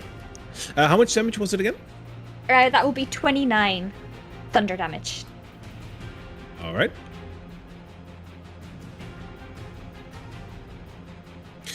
Noted. Anything else? That's it. That's my Alright. my turn. The amber ghasts angrily set upon all of you. Two of the ones that have been blown away by Carla rush back over the rubble and try to attack her. Both of them will do so with a bite and a claw attack. I will just group roll for that because it's going to take so long if I don't. That is for the bites a 13. Doesn't hit. Okay. And for the claws is a 17. 17 hits. Okay. That is 10 plus 10, so that's 20 slashing damage. And I need a constitution saving throw. Oh, fun. Okay. That is a 19. Yeah, you're fine. Yep. The one that is closest to John will jump in between John and Casariel and attack Casariel. With a bite attack of... 19. That hits. And a claw attack of 9. Does not hit. Okay. The bite attack is 12 points of piercing damage. Okay. John, behind you, from within the room, you hear the same kind of shrieking as 4 more climb down from the ceiling and join the fight. They'll rush for the door. One will make it out and stand next to you. The other one will fight you within the door. The other two will not be able to get through that tiny space, so they will try to stand over there. These two will both attack you. I will do a joint roll. That is for the bite. Hang on. A 19 as well. I'm gonna cast shield and raise my AC up to 23. Awesome. So they don't hit. And for the claw attack, that's also not going to hit. For that is a 16. So that misses as well. Wonderful. Casariel, your turn. Okay, beautiful. Before you start. Mm-hmm. These creatures stink of death in such a way that it is really overpowering, almost. I need you to make a Constitution saving throw for me. I rolled another natural 1. All right. You are poisoned until the start of your next turn. Oh, Okay. Poisoned. Does that give me like disadvantage or? Yeah, gives you disadvantage on all of your saving throws, I believe. Okay. I'm checking. Check it. I'm not gonna. Disadvantage on attack rolls and ability checks. Poison is So the one actually, that I always saving throws forget are about. fine. Yeah, so disadvantage on attacks and ability checks. Great. Okay. I am going to hold my shield up. I'm going to stay within this guy right next to me's range so I don't provoke an attack of opportunity. But she sort of like gauges the location of every one of the ghasts, and she's kind of like darting her around, and she reaches out her hands, and from the center of her hands a full moon appears, and then she breaks her hand out both to the sides, and from the center the various stages of the moon's like being exist. So like they go from full moon all the way to like half moon and so on. They circle around her as I cast Spirit Guardians at 4th level. That is so beautifully Awesome. described. I love Holy it. dang. Thank you. Nothing happens right this moment, but when they start their turn, try to better revive run. it. Yeah. Yep. So for now, Awesome. we're good. Thank you. And I'm just gonna lift my shield, and I'm staying where I'm at. Alrighty. John, you need to also make me a Constitution saving throw for the very same reason.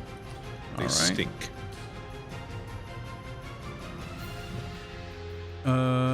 That is a 15 plus 2, 17.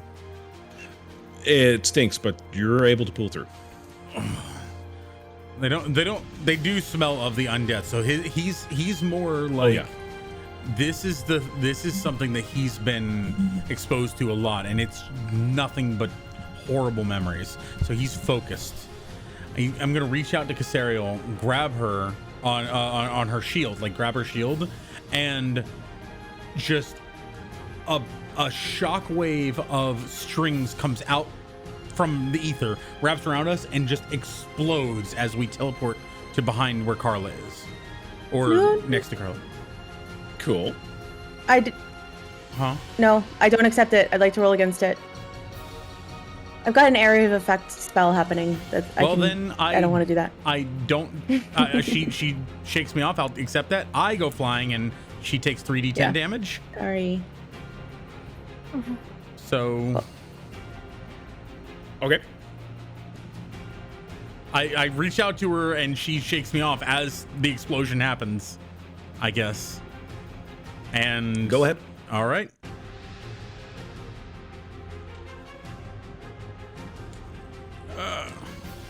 Just trying to get us out from a. Oh, and this is a DC 17 Constitution saving throw.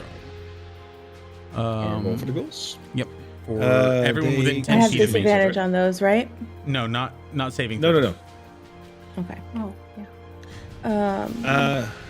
I had a 10 for the ones outside. The one inside, does it curve? Yeah, it was attacking you, so it's in line of sight. That one has a 60. It's pretty pathetic. It's a total of 9 damage. Okay. So on 3d10, holy dang. Yeah. I got a 2 and a 1 on 2 different dies. What was the DC on that? 17. Okay. So what was the damage? Sorry. 9. Which, given that it hit you too, I'm okay that it was rather low. All right.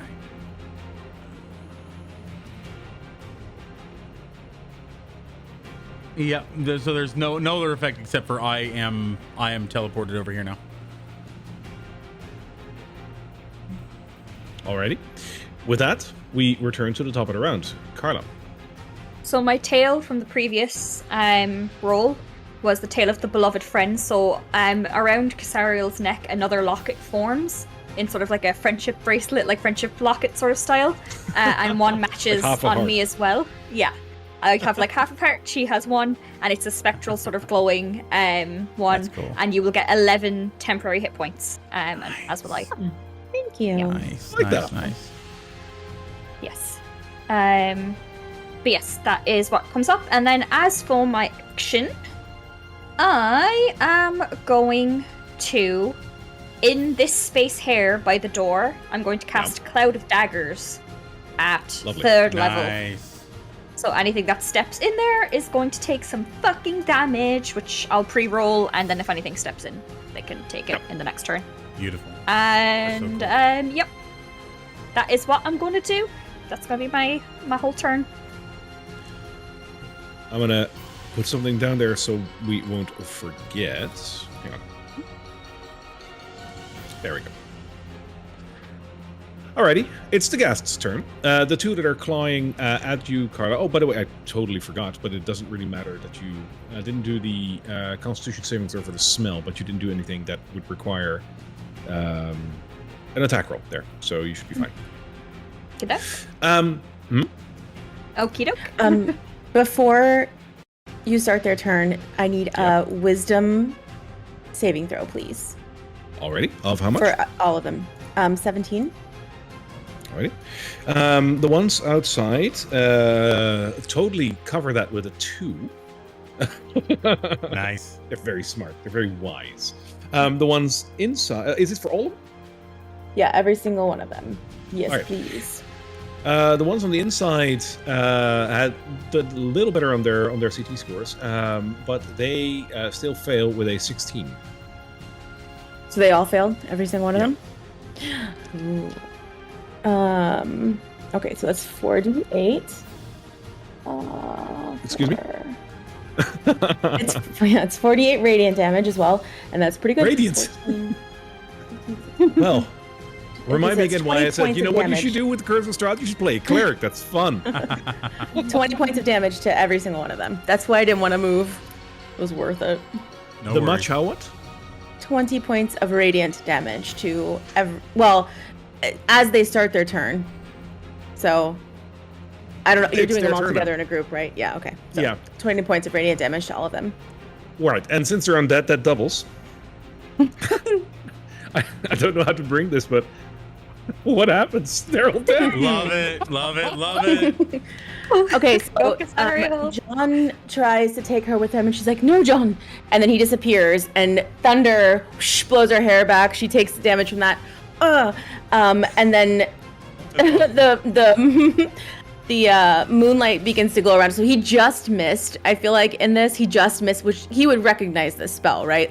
He just missed the moon phases start to glow around her. So he teleports just as they explode in radiant energy around her, and all of these things just explode in like purple radiant light. Boom. Kaboomy. That's amazing. That's fantastic. Of all our time not to have the Kasariel clutchable. Oh yeah. Oh, the emote's not there yet. That sucks. Yeah. Every Soon, single guys. one of them is evaporated into thin amber dust. It's over. You're done. Oh, That's amazing. Paula, is this thing going to fuck me up, or what? Huh? your daggers? Are they going to And cut I'll me open? dissipate. I'll dissipate them. Excellent. Yes. Perfect. Okay. All right. Huh. Alrighty. No, your thunder thing was good. No, it was really smart. No, I No, I'm the just, thunder thing was really cool. What you No, did. I mean, teleporting. That is a. I kind of wish you were there with me and Bartholomew. Back then. Never mind. That's John, a lifetime ago. well, now I feel bad, and it was a funny joke. Listen, I understand. And thank you. No, I was saying that this is amazing. You have the Oh, amount of power that you've been able to gain, the amount of Saloon's light that you can channel. Just watching you grow into what you've always told me that your mother was. I'm so happy to know you. I'm so proud of you.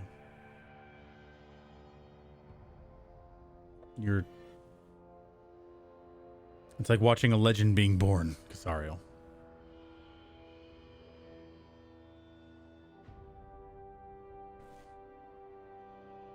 she just punches him in the shoulder. Just punches him, and then she like knocks him and. Gross. Anyway, so what are we doing now? I'll be right back. One second. She like wipes her, like like you do when you're like, oh, my eye itches. It's like an itchy situation right there. Well, feel like he just nudges one of the piles of mush and goes, "Feel like we're going to do all right." Just like a lucky, Saloon's really, really cool. Anyway, Everything all right? What do we? Yeah, everything's fine. Okay, cool. Oh, Sorry. Made a little Lucy over here, but it's all good. We were without a god for one moment. Haven't done anything. We What we do run we around do? touching all of the amber. We're gaining a bunch of powers. Yeah. I gave myself 15 level ups. Do they stack? Mm. all right. I'll go in. Yeah. Because we don't have an eye or anything like that, do we? No, just be very careful.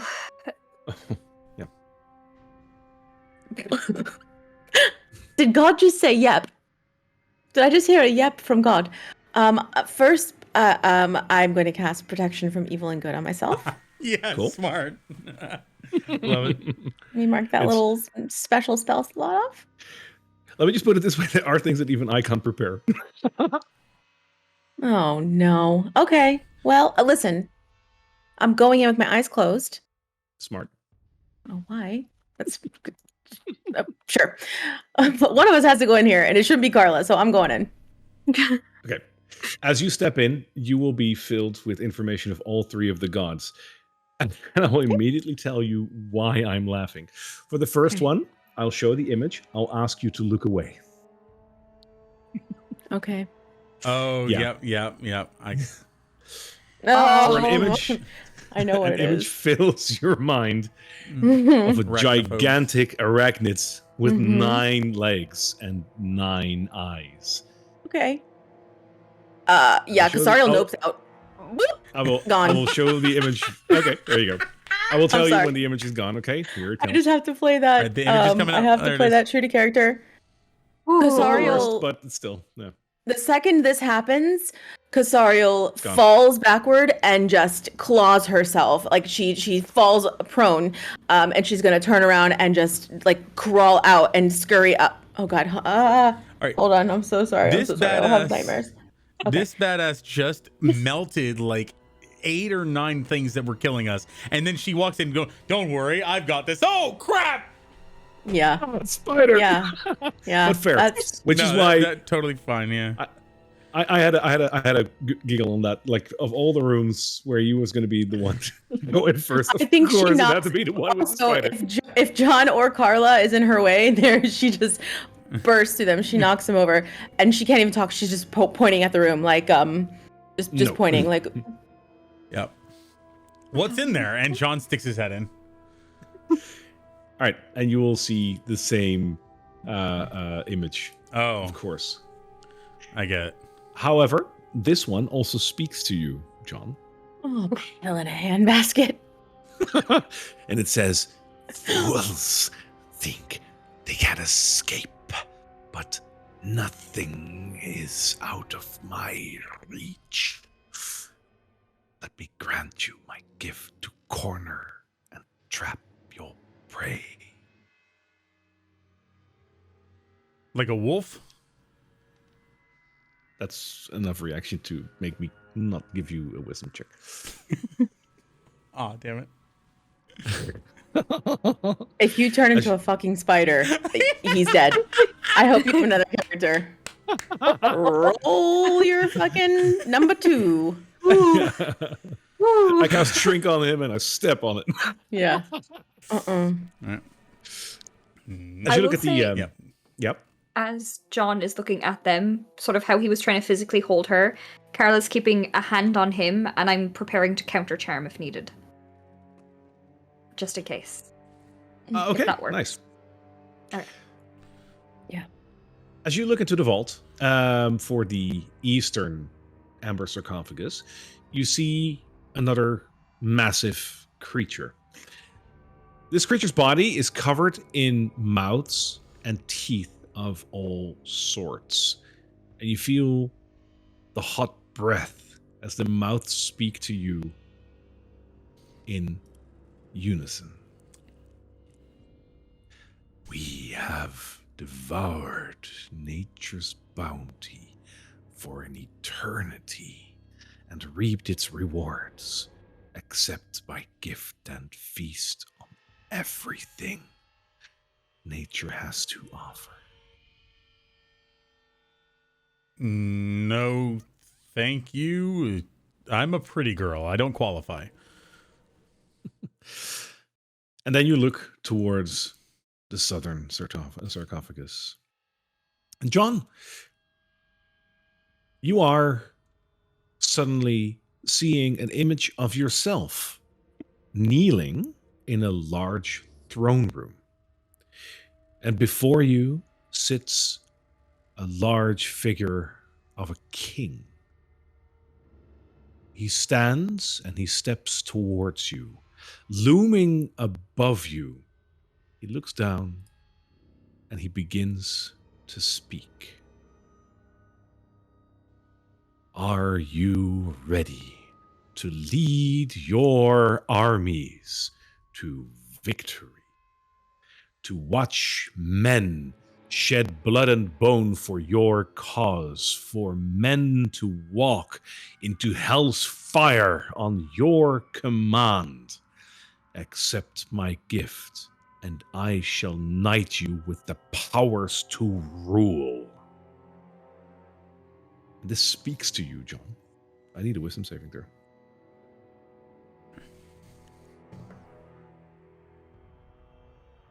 I got I a forgot the 2 image, by the way. plus Sorry. 4. So I got a 6. Cool. That draws can I you respond? in. Sure. What leader sends others to do what they must know must be done? I should be able to accomplish what I need to without endangering the lives of those who serve.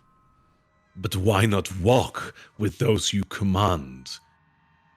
He who leads should walk amongst his men in pride, knowing that his commands will do what he sees is right.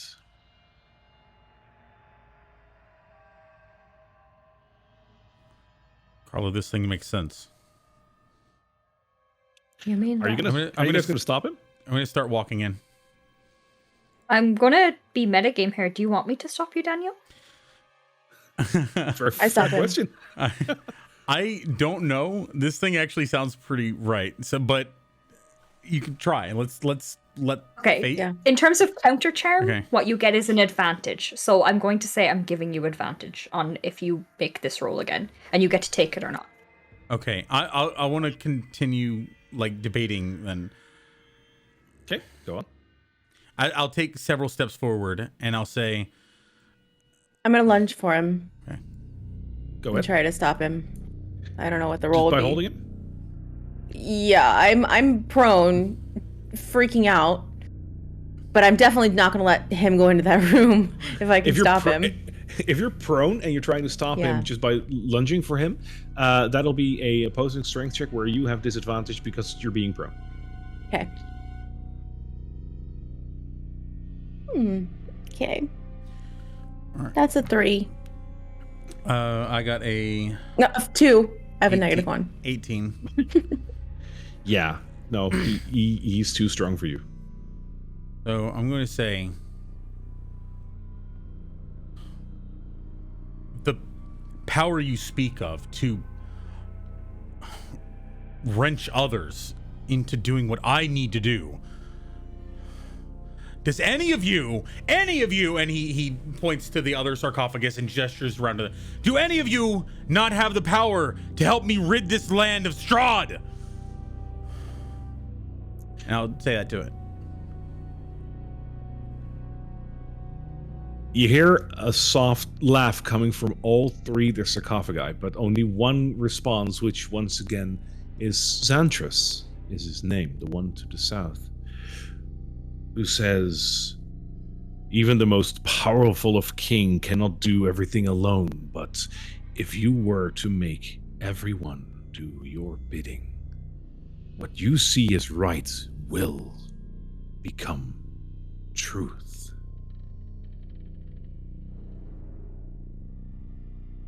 If they don't know what's right, maybe they need someone to show them. I'd like to if like I'm gonna move forward, but would it be possible to do one more check to? I'm gonna stop you right Okay. here and ask if you, for one, if this is really what you want to do. There will be a check, and you will get advantage on this check. John, you are a paladin. You are a paladin with virtues. You are a paladin of things that are good and holy. You have sworn an oath, and that oath has certain tenets. Those tenets cannot and should not be broken, lest an horrible punishment befall he who abuses or forgets his orders, promises, for whatever reason he deems fit. I am pretty sure you understand what I'm speaking of. My oath is to uphold peace, to remove violence, to make safety. These people, they don't know what they need. They don't know how to be safe on their own. I look back at Carla and Casero. You can protect yourself. I've seen you. You can make peace if you need to. But what of the people out there? What of the people in the cities? The people who cower in their homes? Those that don't rise up when needed? Those that they are vulnerable.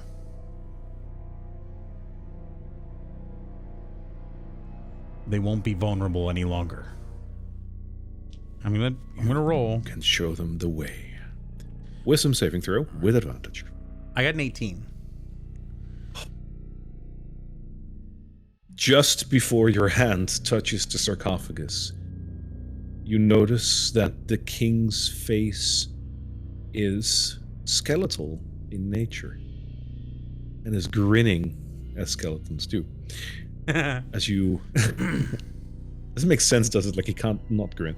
As you put your hand forward and you hear, "Yes, let your arrogance win." And that pulls you for a moment out of your action.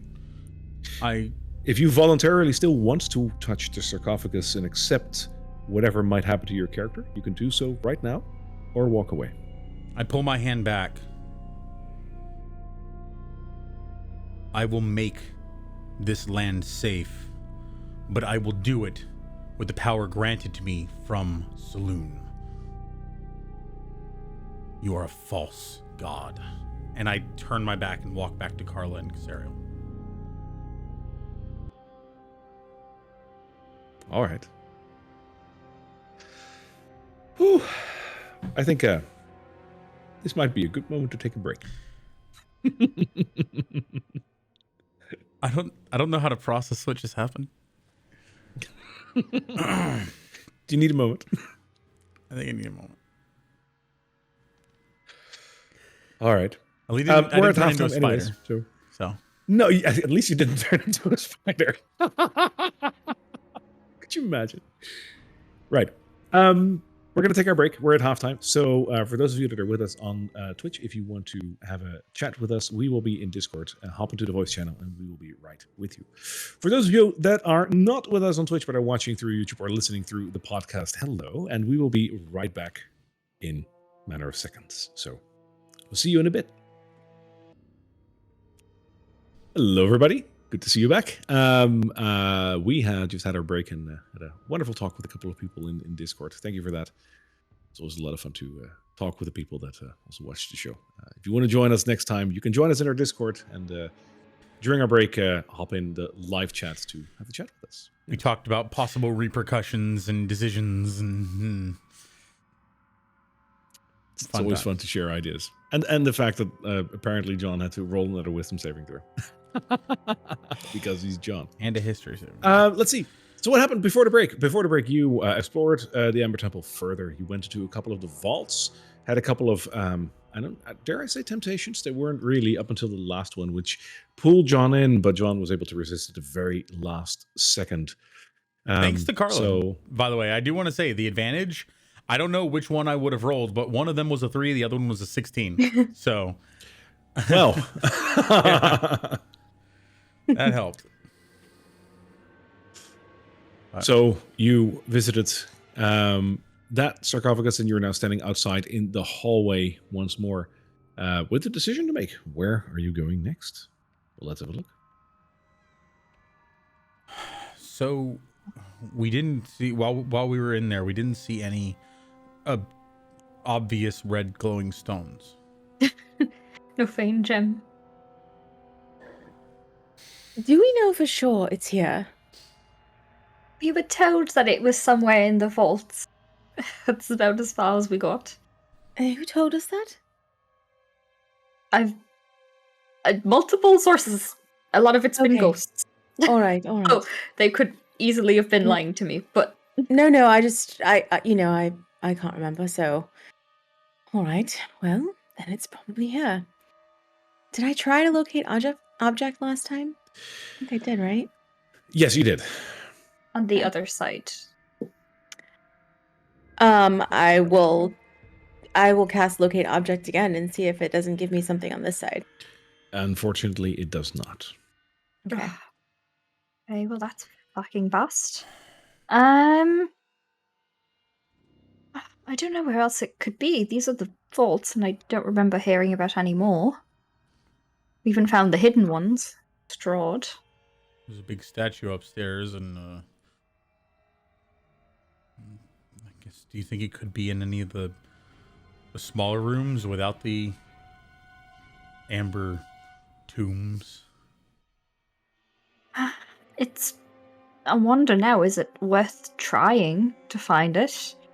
If everything is as fruitless as this? I think it's something that we definitely need in order to have the best chance we have in this land. Yes. Yes, unfortunately, I agree. Was there anywhere else upstairs that we didn't go? That room with the statue in it, and whatever was beyond him. I think, honestly, if we go back up there, I turn us all invisible. We'll see if we can pass through. I would like to avoid more fights. I don't want to tap out our energy as we're leaving. In case anything's protecting the gem that was as bad as those, and she'll peek out to the mush on the floor. Are either of you hurt? No. Are I you? am, but I'll be okay. Are you hurt, Casario? I'm sorry. I about am. in the fight. It's all right. It's all right. I just wanted to the No, radiant explosion I thing. totally understand. It was a wonderful tactic. I thought we were surrounded, and I wanted to make sure that you were safe. But you, you, I had to save. I should have saved them from you, to be honest. No, that's good. As long She'll as you're just all right. touch her stomach. I'm gonna cast Cure Wounds on myself at 3rd level. All right. 8, 16. I heal for 16 points of healing. All right. I'm ready. How about you, Carla? Are you all right? I should be fine. This amulet really helped take a lot of the brunt of that.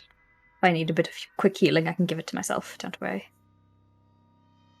I have the energy to heal you.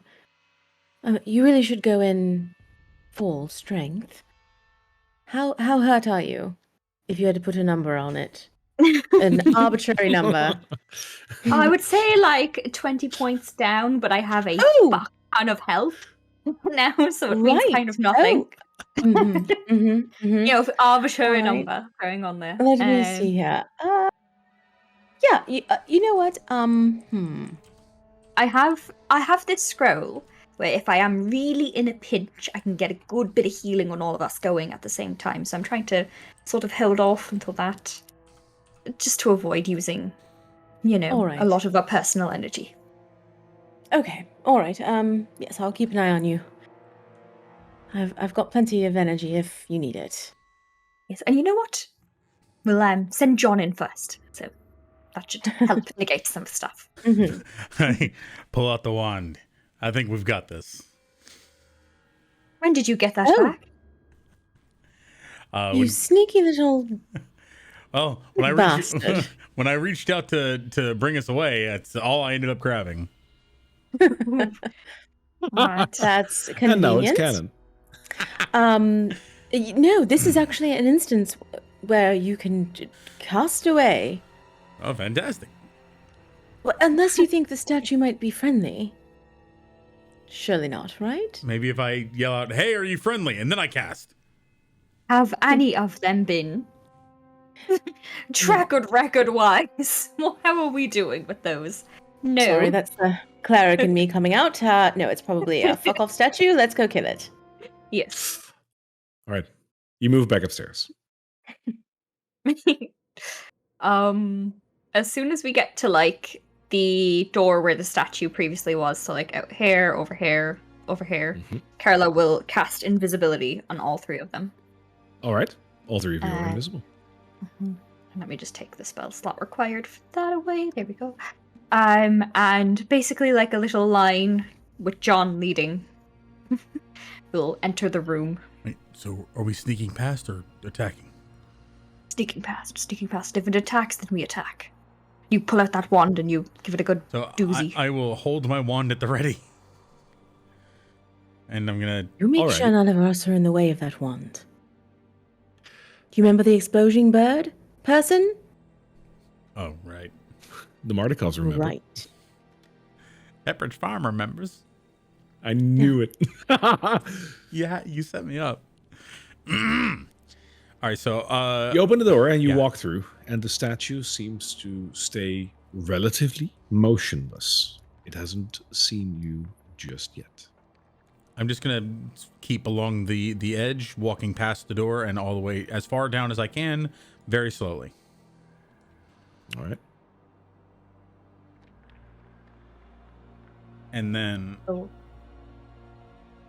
I can see that nobody's okay. Yeah, he can sort of keep track of you guys. He's gonna walk along with you, and he's gonna kick this, or not kick this door open, but like nudge it open with his toe and try to keep an eye on the statue as he slowly opens it. Okay. All right. And once it's open enough, he'll Scooby-Doo walk his way through. Okay. It seems that the statue is not reacting to it. As we're passing out, and Carla's going to really look at the statue, is there anything that she can glean for it? 'Cause this is like glowing, right? Yeah, I mean, this is just like the other statues, but this one seems to be a little bit more glowy than the other ones, and it's a rather interesting design. But other than that, yeah, it's a golem. You know, it's made to protect or attack or something like that, usually. So, Alrighty. Move through. the hallway that you see before you is rather sizable and has one door towards the east, two doors towards the south. You notice that the hallway itself is quite cracked. Oh dear. Wonderful. You two stay here. Is it dark in here? Yes, it is. Okay, great. All right, so a bit of mist forms beneath my feet, and I begin to levitate up. And I will come here and use thaumaturgy to open the door. Okay, you Cool. totally can. The door opens to reveal somewhat of an amphitheater. Oh, the It's- theater! I love that. Yay! We can go and watch the Odyssey.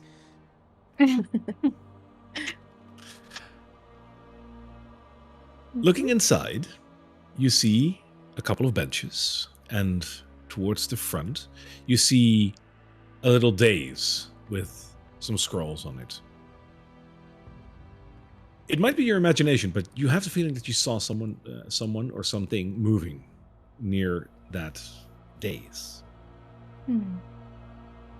I tell everyone this. I whisper back to them. The room is also magically lit, by the way, so there's actual light there. Okay. You Do you may- see a gem? Do I see a gem? You do not see a gem. No, just sort of like a chained tomb scroll on a dais and a theater, and there's sort of 4 amber glowy things on the wall in perfect symmetry. Okay. All right, John. I want you to stay like back here, and I'm going to tiptoe around and see if I can get closer and have a look. All right, I'll come if there's danger. Of course. And I'll Carla kind will of like stay next to Carla in case she falls through the floor or something. I can try to catch her. Okay. I'll try to be like quick on my feet and like light. No, I can't really make myself lighter, but I'll like be quick on my feet and kind of stick to the walls and try to just avoid cracks as I make my way over towards here. To have a look inside. All right. You make it. Okay. And Would you you- see exactly what I just described. Yep. Oh, I'm so tempted.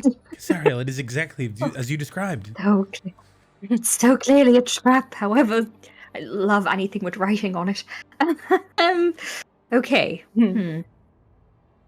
Okay, will you open the door down there and we'll see our options? And if not, then I think this is probably a pretty safe bet on where they might keep a gem. All right. Take cover behind this petition here. Petition. Yes.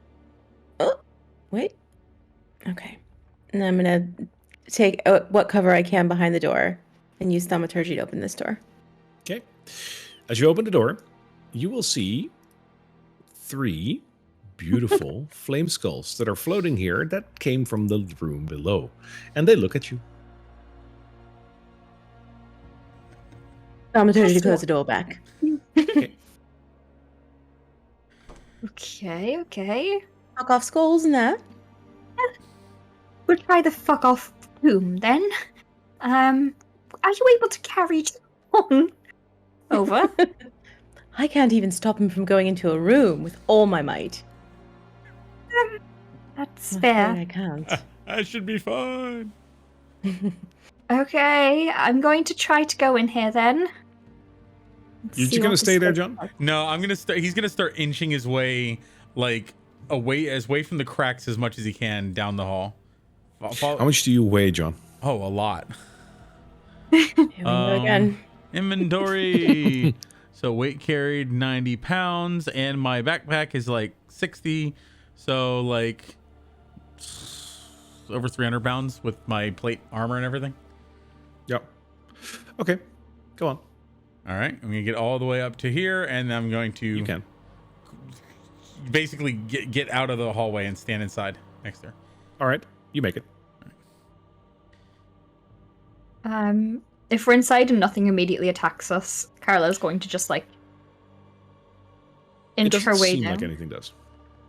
towards the scrolls. Of course. As you inch yourself down the staircase and closer towards the totally not obvious trap Yeah. Nothing at happens. the front of the lecture hall, you see very clearly that indeed someone is moving behind the lectern. It seems as if someone is trying to hide over there. Guy, the other guy. What other guy? John probably doesn't see him, does he? From where he is? No. Oh, okay. Carla will get closer until she can see. Crouched down behind the lectern, you find a robed gentleman who looks blistered and hurt. It looks as if he has been scorned by fire once or possibly even a couple of times. And while he doesn't necessarily look cowardly, he looks very cautious, and he notices that you've noticed him. We are invisible. He doesn't see us. Oh, in that case, he hasn't seen you, and he's still very much hiding because he heard the door open. Okay. Carla will sort of inch towards him and get like really close And in her whispery, sort of like demonic voice that she now has, she's going to say, "Be gone from this place." And two things happen. One, he jumps all the way over here, like running, Oh, great. with a very girly like scream as he does so.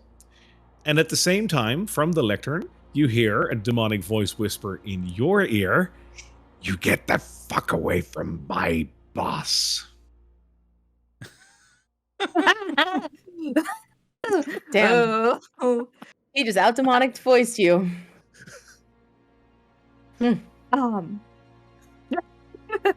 As soon as he moves away, and like that voice will scare me, but I'm gonna grab those fucking scrolls off the table if I can. you can. I'm gonna grab them up, see if I can read them. As you grab these scrolls, they will start floating, and this guy will say, I know you're there. You're probably invisible. I know that kind of magic. I can do that too. Who are you? I'm your worst nightmare. Everything you've ever dreamed of come true. But in a bad way. And she's going to start sprinting towards the stairs with the stuff. It'll be silent for a moment, and then you'll hear, wait, can we work together or some? Wait, are you an adventurer? So when he backed up, did he become visible to us? Yeah, 100%. Like he's standing right now. Are you the sorcerer guy we're looking for? Huh? Are you guys out looking for me? Yeah, I'm a sorcerer. Are you a doppelganger? Or are you in disguise? Am I in what now? Are you squishy underneath? That's not you. I'm not sure I follow, but I'm burnt and I'm scared of whatever is floating around the hallways. What are you doing here?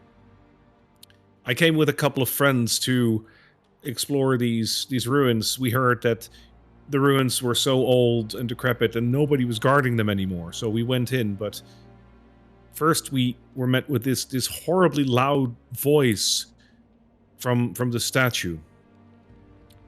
And then we ran off. I remember that we set up camp in another room a little ways away from here, I think. We decided to go downstairs and, in that big room where the statue is, there's two very beautiful doors there that we tried to open. I believe they're on the south side, but the statue wouldn't let us. And we ran back up. Then we met some flame skulls. I got separated from my party. Are they okay? Flame skulls? Flame No. skulls seem to be fine. Yes. Fine. They're fine. No, I mean my friends. We found them. They didn't make it. I'm sorry. Oh. What's your name? I'm Vilnius. And Lacknut. What? That last voice didn't come from him. I know. What's the other one? Huh? Oh, that's my familiar. Okay. I'm John. I'm here with my friends, squad, party, comrades, something. We're here. His cares. His mind is. Yes, yeah, right, I'm yes. looking at the script. What does it say? The scrolls. Is there anything jumping out? Sorry to break in. Oh, you're fine. No, absolutely. The scrolls themselves contain nothing of immediate interest. They're just some scribbles, apparently on the stars and stuff. Probably the last lecture ever given here. So in that regard, it has some significance. But other than that, there's nothing to it. All right, I'll put it in and start engaging now. Sorry, I had to know. That's fine. While you're doing that and starting to get into the conversation, John's in the processing. So first off, the statue's actually, there's a guy inside named Heinrich, and he's basically just explaining the situation. Are you guys ghosts or something, or are you also like invisible? Oh, yeah. We're invisible. We're invisible. Sorry. Sorry for scaring you. Just, you can't be too cautious here with a lot of evil things. Have you tried to open that coffin? You've tried. What, over here? No, I was just hiding here. Okay. Well, do you know how to unlock things? Yeah, with keys and stuff. Oh, That's what I always say. oh no. Making yourself friends. All right. Carla's going to start inspecting the coffin and let them sort of deal with him, especially if he's not being aggressive. No, he's just standing there. All right, Vilnius, I'm gonna get close to him and just say, all right, don't worry, we're not gonna let anything happen to you. Do you need any attendance? And I'm gonna lay on hands to try to heal some of his burns. He will accept that. I'll go ahead and put 5 points into him. All right. That will definitely not heal him up completely, but it will help him. All right, 4 more, just like that. A little Try to- better, but yeah, nice. I mean, he's still burned. All right, we can treat you better when we're far away from this place. Carla, you suddenly notice tiny claws on your shoulder, and a voice next to you says, "What you looking at?" Looking at this coffin, and at that point, I'll drop invisibility on us and make ourselves visible. Cool. As you do, the creature will do as well. Oh, you're quite. You're. There's a hairless cat at home that looks very similar to you, except without the fucking wings. Have you tried to open this? I'll say to the creature. What do you call a cat, you little dwarf? What are you calling a dwarf, you little cat? I know this is going to be fun roleplay. Sorry. The resident party gremlins are now talking to each other. Have you tried to open it? Have you found any information about it? It's not even magical. Really? Ooh! And with that, Carla's going to take out her lock-picking kit and try to unlock the coffin. Sure, go ahead. Alrighty. So that's sleight Who of do you hand. worship? Slide ahead, yes. What was the question there, Casariel? Sorry. Who do you worship?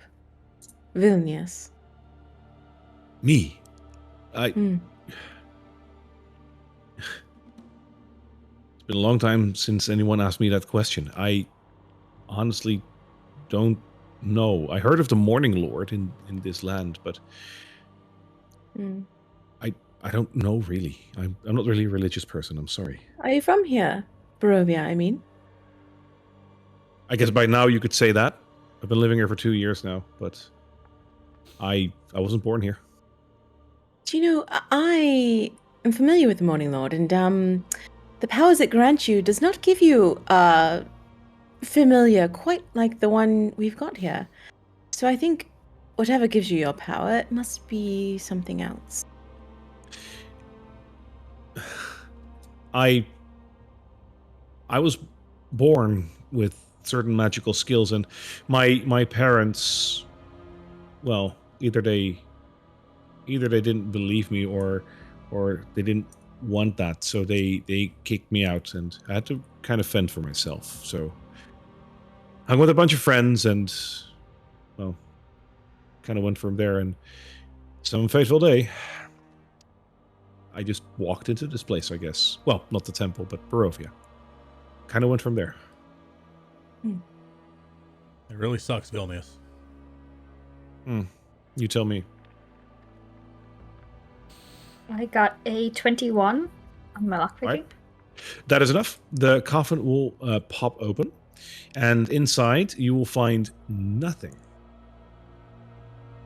Where the fuck? Oh wait. Oh, maybe it's a secret bottom, and she'll start inspecting around for little bits. The coffin itself is just one-sided everywhere. There is nothing in there. Ah, stupid. she'll turn around and engage in the conversation. And have you, perchance, happened upon a glowing red stone at some point?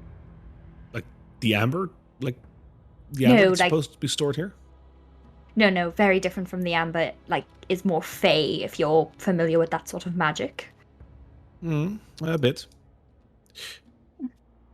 I did hear that there is something fey stored here in the temple. I would imagine it's downstairs, right? Yeah, Well, we we've all looked around down there. everywhere down there and we've yet to find anything. Have you been into the central catacombs? The Where's that? central what? Oh, it's just right below the entrance. Oh. Nope. Well, I know where we're going next then. Do All right. you want to join us? Are you able to fight? Well, I guess I'm good in a party, but I mean, I can try, but I don't know if I have much more in me, but I can try. It's better than staying here. Well, we could get you safely out towards the entrance at least. We seem to have a deal with this Heinrich fellow that he might let you pass. The statue. Yeah, he was weird, but he didn't attack us, I guess. He's really strange. Doesn't I think he's claustrophobic. He doesn't like being in small huts. Okay. So Heinrich will probably go ahead and get you out to where you guys made camp the first time. I'm sorry about your friends, but they're beyond our help now. We'll keep you there. You stay safe, and then when we leave this place, we'll take you with us back to safety. Okay? I appreciate that. Thank you. Sure. Casariel, do you think the way back is safe? Do you think he'll be able to make it? Safe? To the first room. Well, we can get him if we're going downstairs from the front room. Don't we both have to go the same way? Past the statue? The You not know what? that statue, the other Villains, statue. just come with us. It'll be easier. Watch, look, I've got something for you, and I'll cast mage armor on him. Oh. That really helps. How much does that give him, by the way? 13 AC plus dexterity. Sorry. Yes, that. For a total of 15. Wonderful. That's a lot more than he has right now. Beautiful. Cool. Noted. He will let you guys lead, but follow you. He has taken his familiar on his shoulder. Careful, the hallway's really cracky out here. Yes. Yeah, I think that is because of that that golem that walks back and forth. You can see the grooves on the ground. It's pretty solid, though. It wasn't walking Oh, anywhere yes. when we passed it. That thing. Oh dear.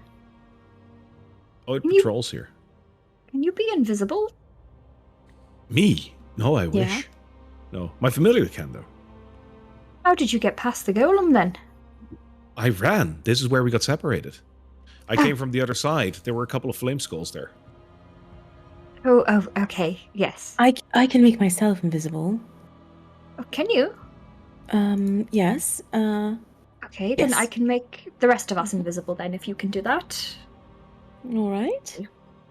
I'll do that. I'll cast invisibility on the three of us. Oh wait. It's only for 1 minute, so. We can run. Be You can quick. cast it as we get to the door and get through. We just need to make sure the statue doesn't see us. Seems like a weird. Yeah. Why is that a 4th level spell? Just sorry, real quick. Greater invisibility. Oh, because you can do things while you're invisible, whereas regular invisibility, if you do anything, it goes away. Ah. So Okay. you can like fight and everything while invisible, Okay. which That's is huge, yeah. awesome.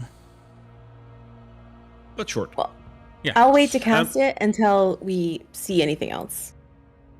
All right. So you go through the north or the south? The north, because there's flame skulls on the other side, and Alright. I think they can sense us. So we just need to be invisible in the statue room so that we're not dealing with the statue. And then Okey-dokey. we can go down. Because... Okay. We're gonna That's what shuffle we'll do. along. Carlo will cast invisibly on the three of them, and let Kasari will do her own thing. All right, he's invisible. I can still see him, so I'm basically gonna follow along behind him to make sure that he gets through safely. Fair. In that case, I will reveal him, and you will be able to see him go.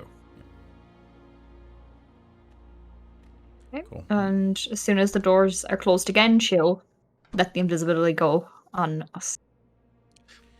That was really scary, guys. Don't Yes. worry. Don't worry. I'm gonna gesture to Carla and Casero. They can protect us. Should we just head on down? Yep. And the rope is Carla still will- there. Yeah, indicate to the rope that's there. Climb down, head over to the other side. Alrighty. You'll use the rope to climb down from the balcony. It did the same That thing. will be over. Oh, yeah, I see it. No worries.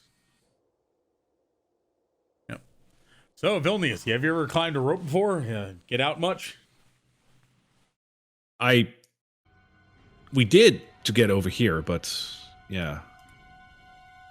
Wait, now, point out where these catacombs are. As he climbs down with you, and he gets on his feet down here, he points towards the southern part of the hall, and he says, "Those two doors over there." Wonderful. If you head up the stairs and go to the left, I think you will end up. But yes, I think. Yep. Yes. Okay. If you go to the left, you will end up back where you safely were. It should be safe for you to with get your back group. there. Don't We pay any defeated the attention. skulls there. Yeah, don't pay any attention to the weird shaped bodies that are in there. They're not your friends. They're dead, though, right? Yes. Oh yes. Okay.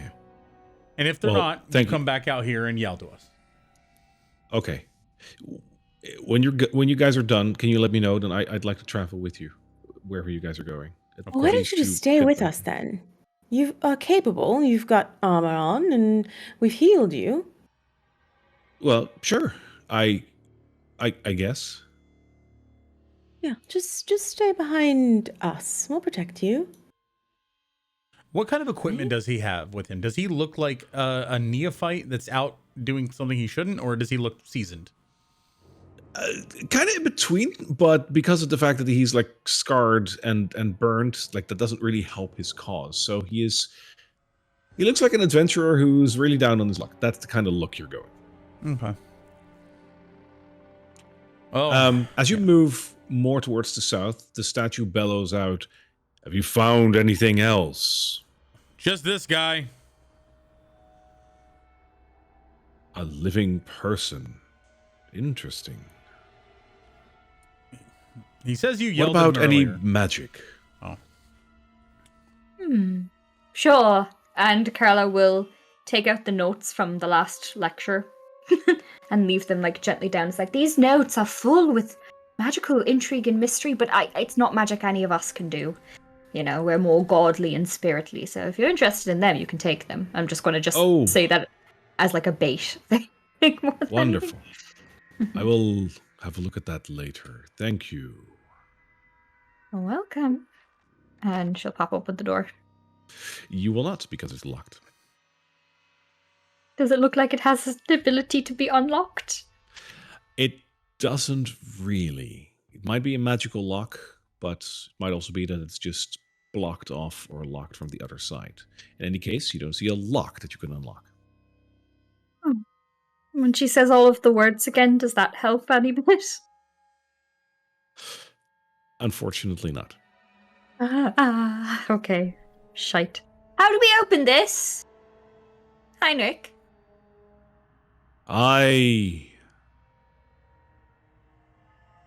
I forgot. I don't know. I'm sorry, it's been so long. That load of good you are. Oh god. Oh, Vilnius. I am going to take out my scroll of legend lore, Ooh. and I'm going to see if I can garner anything from that. I'm going to ask it, how do you open the doors of the catacombs to the Amber Temple, and see if that gives me anything. That is smart. Cool. That should compel me to tell you the password. Yeah. The password for the doors is Phase Eternal. Fae is eternal. I heard Fae for life. I heard something turtle, and I was like, that can't be right. Oh, my Phase Eternal. Yes, that sounds good. That sounds right. Mm-hmm. The doors unlock. This was very useful, and she'll tuck it away, even though I think it's single use. Make It her is way single in. use, yes. The parchment itself, basically, the parchment is still fine, but the lettering just dissipates. As you open the door and look through, there is a large chamber behind this. The chamber itself seems to be square with two sides that are veering off to the left and right. And it's going to take me a second to show it because it is basically a rather large hallway that goes all around a middle section, which I will tell you something about in just a second. That should be most of it, I think. Oh, hang on. I'll just do it like this. That's fine. There you go. All around, there are a lot of lights. So this place is pretty lit up by, well, magical means, obviously, because this place has been closed for quite a long time.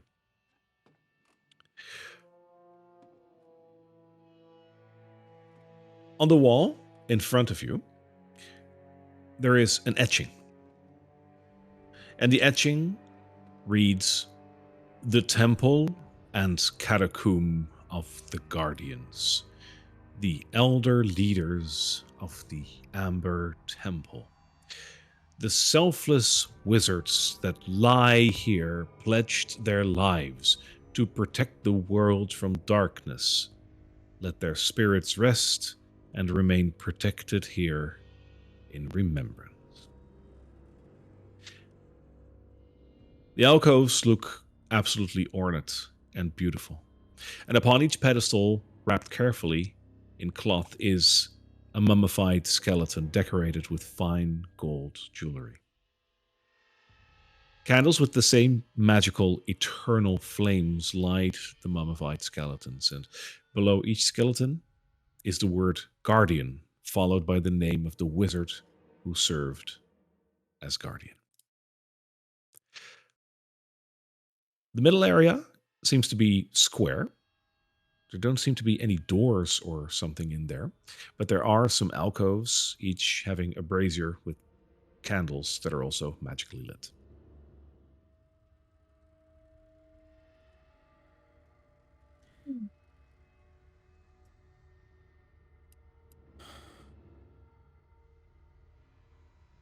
Game is paused.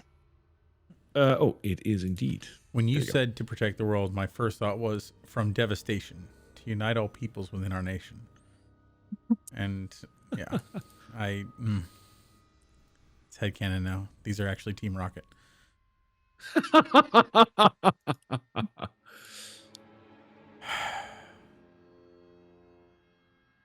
I'm gonna keep both the party and Vilnius within eyeshot, just so that I can, be aware where everyone is. All right. Vilnius will be slightly behind you. No worries. Carla is definitely very interested by the mummies.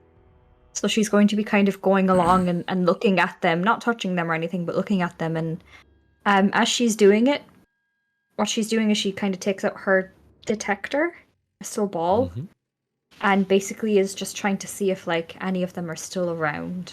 She's kind of going through, kind of saying their names, and she's fascinated. She's never seen burial like this before. Paula, what were the names of the passwords that you had? Weren't there 4?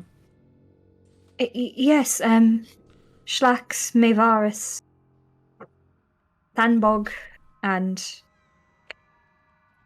Harkotha. There we go. Harkotha. Thangrob. Are those the names on the tombs that we see? You don't find these names amongst these mummies. Yeah. Elnius, She's going to stay within eye shot, and I'm gonna move towards Carla.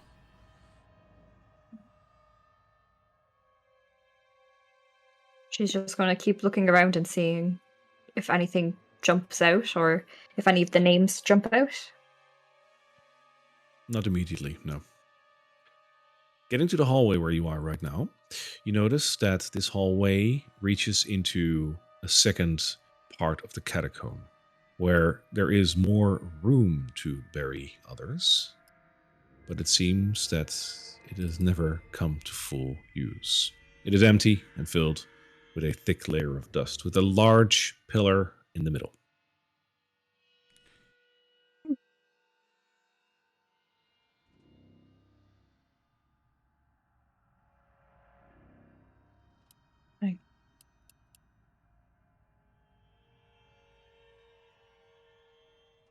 Yeah.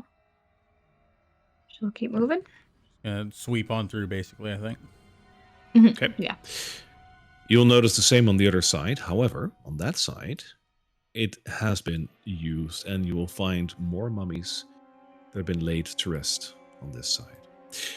On this side, you will notice one more thing. On the side of the pillar, there is an etching. The etching itself has letters, but it seems that some of the letters are gone. So you can't quite make out what it says, but you can make out part of it. Mhm. It's going to reveal the rest that I can do over here, and then I will read to you what you can read. No, what? There we go.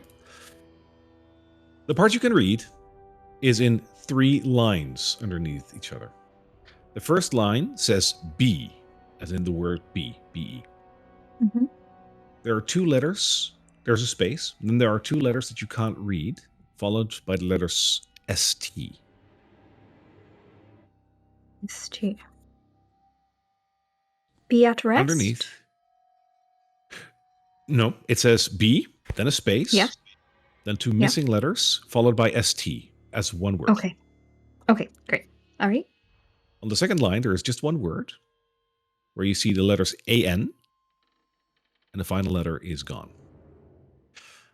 And on the third line, there's 2 more words. The first word, you're missing the 2 letters, and they end in AR. The second word is missing its first letter and ends in OT. T. Okay. So B, So if I B, space, N, beast. R, Okay. ot. Okay. So B, and then there's a space, so it sounds like there's 2 separate words. Those are 2 separate words. Yeah, so B, space, 2 letters missing, ST. AN, letter missing. And then underneath that, 2 letters missing, AR, space, letter missing, OT. Be Am I right? something and fear not. Yes. Yeah, fair enough. Yeah. B. Fast. Last. Red. Just. No. Just. Just. Time. Maybe. As you say just, it triggers something. Be just and fear not. There you go. That wasn't too hard. As you speak those words, as magic emanates from the side of the pillar and a door opens on the west side of the pillar. Looking inside, you see a radiance of red coming and flowing from inside this area. It almost looks like a portal.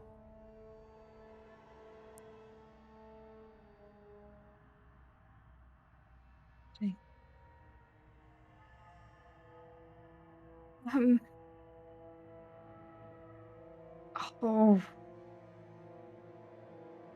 I think she would step through it. Are you going to step through it alone? I don't know. I don't want to, but also in character, it would make sense that she would immediately be like, "Ooh," but that's a little bit stupid. So I think What would your character do? my character would step through. Okay. Go ahead. As you step in, you are immediately whisked away to the central area of the catacombs, unbeknownst to John and Casariel. I think Casariel will see what was happening because she was standing to the side, but John is just blindly oblivious, as usual. She's just looking around. I mean, as far as I know, she's found something weird and she's really focused on it. Carla, you are sent into the middle of the catacombs, and over here in the middle of the room stands a dais with a beautiful red gem on it.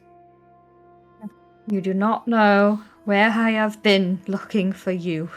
And she'll step forward and try to take the gem off the dais if it's hand-sized.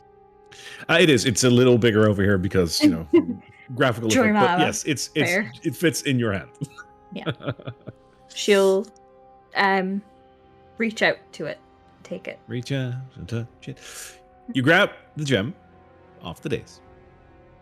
And as you do, a teleporter is activated and you are sent to the other side of the catacombs.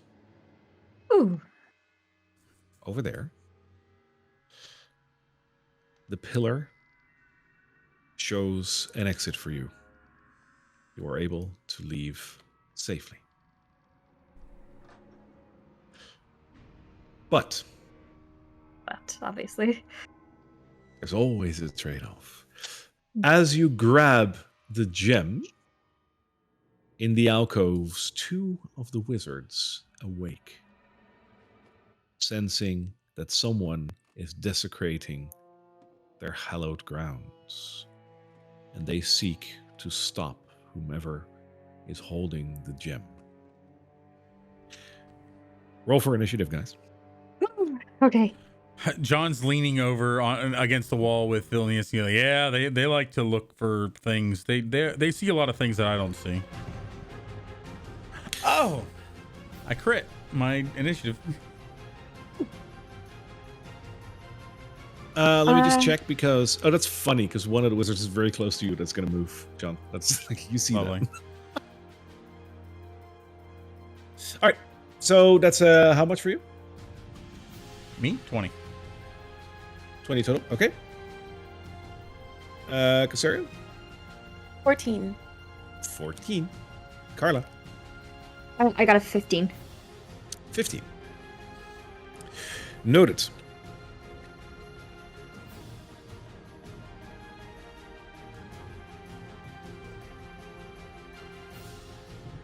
Okay.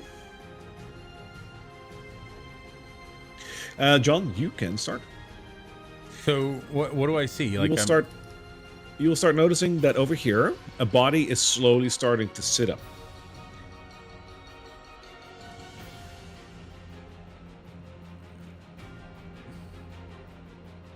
All right.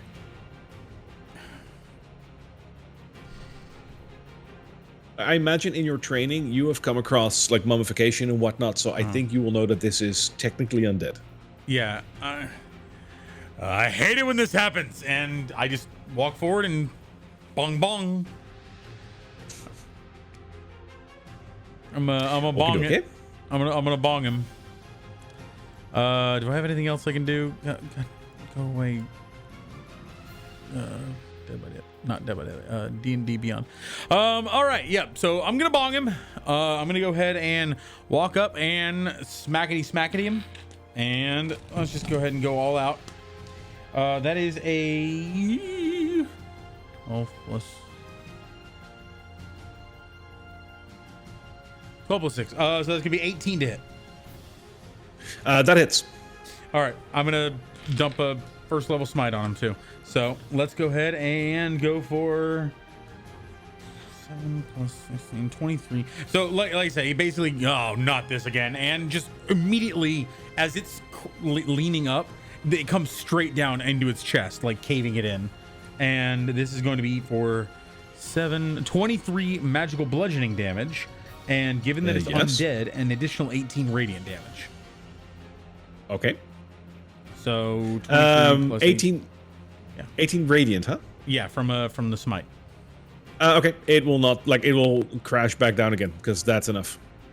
Okay, so yeah, not this again, and just slam. And it's when it doesn't move. Do I hear or see anything else? Other activity going on? You will hear the scuffling here and there. One is outside of your peripheral. And let me quickly check what the other two were, because you start off with 4. Fun. Start off. Oh God. There's one more that you can't see. This one you can see on the other side of the room. Okay, I'm gonna yell, guys, it's time to go, and start moving towards Vilnius to make sure he doesn't get attacked. All right. Carla. I got 2 more attacks I could have done. Oh. I am going to take my full action to dash, so that's going to give me 50, so I'm now at 30, 40, and then it gets me basically there. And as I'm sort of like dashing with this, can I use my bonus action to put the gem into the bag of holding? Sure. Yeah.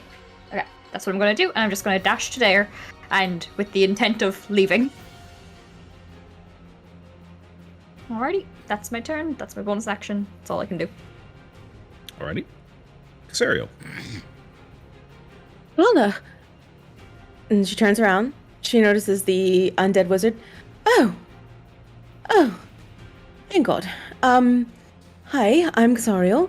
We're here to save the world. So, my friends are outside. I think, is this where your gem is? That's my action. I love it. It's basically all he says to you. It's hard to talk after centuries of lying down, right? Like, not even a glass of water. The mummy's turn. Let's see. We have a couple here. Yeah, I imagine so, right? The one in the alcove over here will get out and will try to scuffle over. It'll get over here. It will be able to reach for Carla. And it'll try to hit her with a rotting fist. I don't make up the names. For a 16. Yeah, that hits. All right. Shockingly. That is 10 points of bludgeoning damage, Okay.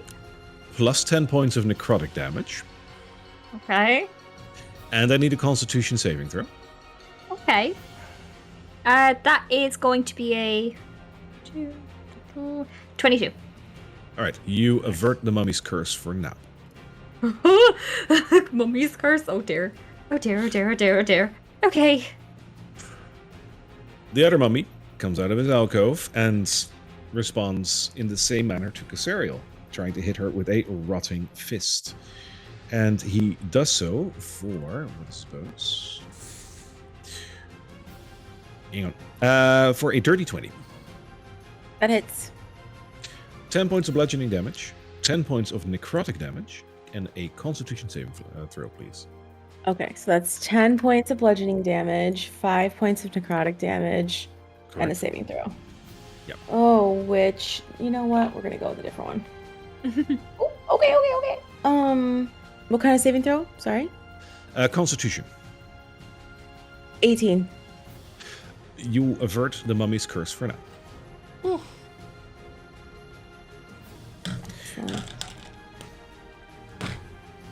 The other mummy is scuffling forward. Vilnius is noticing what you just did, and he looks at you, John, and he says, "Wow, that was really, really cool, man." And he just moves over here to have a look where Carla is at. And he notices that there's a mummy coming over there. And he says, "Oh no, no, no, no, no, no, no, no, no, no, no, no, no, no, no." And he points towards the mummy and he casts a firebolt at him. Ooh. And he does so for a 13, which hits, Nice. doing 7 points of damage, which seems to do a lot more than what you might expect. Cool.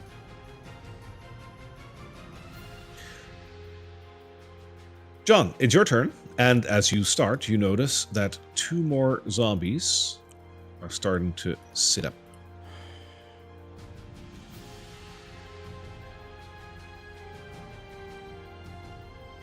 Right.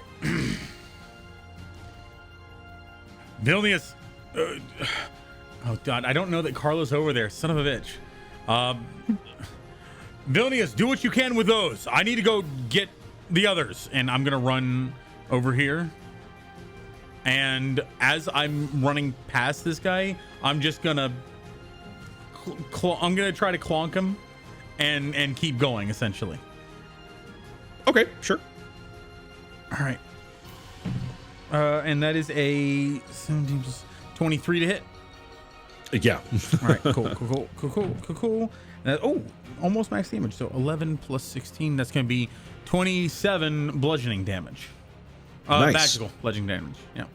I know. All right, cool. I don't have to say that. Okay. And where'd my other die go? I don't want to use this one again. It just rolled high.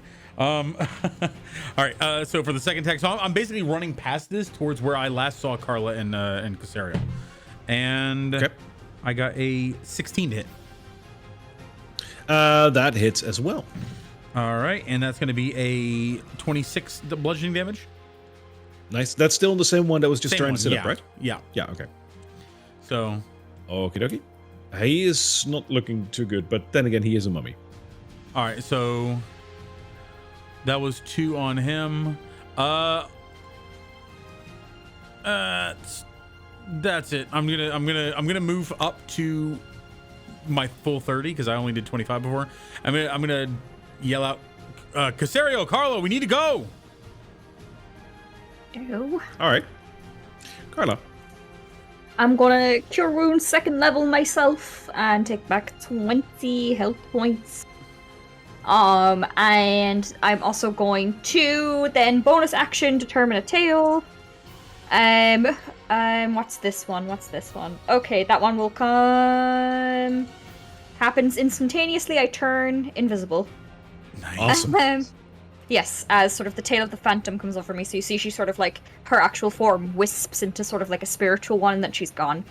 And then I'm going to take my turn to fucking just get up as close as I can here. So 25 will bring me to there. And since I'm invisible, that shouldn't provoke opportunity attack. No. Awesome. Slay. Okay. All right. That's All right. that's my whole thing. Casario. All right, this worked last time. Again, the phases of the moon begin to radiate around her, and she's just glowing. And I'm going to hop into the fucking portal that Carla took. The portal no longer works. Oh, cool. Yeah. So that's what Xara does on her turn. I just take my turn to create the spirit guardians around me. All right. There we go. A lot of happy lights are going on over there. Okay. Did you move into the portal, or are you trying to get escape, or? I don't know. Yeah, it's not there anymore, so I can't. Oh, okay. Gotcha. Yeah. Okie doke. It is the mummy's turn. One of the mummies reaches out and tries to hit Vilnius with a rotting fist. And crits. He dear. never saw it coming. Yeah, that's 40 points of damage, and he's gone. That's an instant hit. He didn't suffer, at least. Damn. That's an instant kill. And that also removes his familiar. Or I can see hear him saying That was quick. Crap. Damn. Yeah. Crap, not again. Guys, he's a warlock. It's fine. I think he was a sorcerer. Which doesn't Yeah. matter either way. Yeah. The other Owl mummy warlock. tries to get closer to Carla. The ones over here will try to attack John, both of them. Ooh, okay. I will- So before yep. you do that, Yes. the one in front of me, and now let me just double check that. Can you read out what the description of Spirit one- Guardians is? Yeah. When you cast the spell, you can designate any number of creatures you can see to be unaffected by it. An affected creature speed is halved in the area, and when the creature enters the area for the first time on a turn or starts its turn there, it must make a wisdom saving throw. And what's the area? A very important 30 part of feet. that spell that I would like to just reiterate. You choose a creature that is not affected by it, right? Yeah. So John Okay, doesn't get hit by it. Cool. That's very. I'll explain in a second. That's very. Did you say important. 30 feet? 30 feet. Okay. Is it- Yeah, so not the one below, the one to the directly below him doesn't, but the one to his left does get hit by it. I think Spirit Guard, and I think Spirit Guardian is 15 feet, but that's just, if you see, if it says 30 feet there, then D&D you're Beyond beats me. So right. Sorry, it is Sorry. 15 feet. No, thank you. What is 30 Hey. feet? Oh, my channel divinity. Hey, Yeah. Peanut Oh, Butter. yeah, Okay, that's so gonna be a sorry, bit it's tricky. just one in front of me. It's still incredibly powerful. Like, Yes. you are a walking radiant fireball. So then nothing happens for those two, and those two will attack John. Sorry. Both of them will do a rotting fist. I will combine the rolls, and that means that it will be a 19 to hit.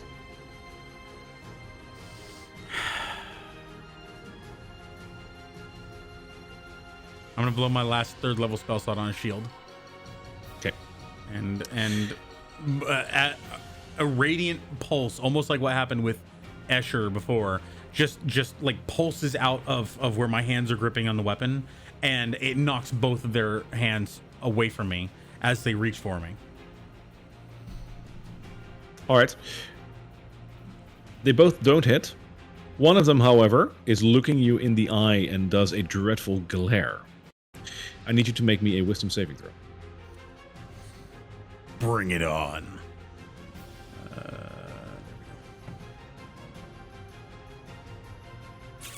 7. 7? Yeah. All right. You fail. I have You are not rolled currently above frightened. A 3 on most of these, except for initiative. Anyway, go ahead.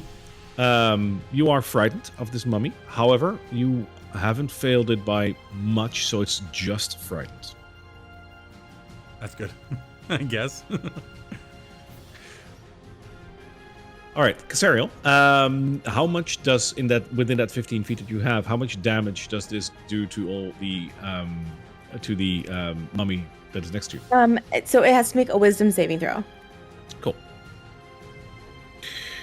That is a 9. That's a fail. So I'm gonna roll 3d. Did I wait? Oh wait, it's an 11 because I got a +2, but it's still a fail probably. Yeah, my Yeah. DC is 17. Oh Wreck. boy. Okay.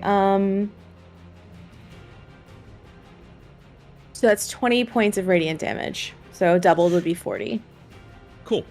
All the mummies around you take 40 damage. Oh, badass!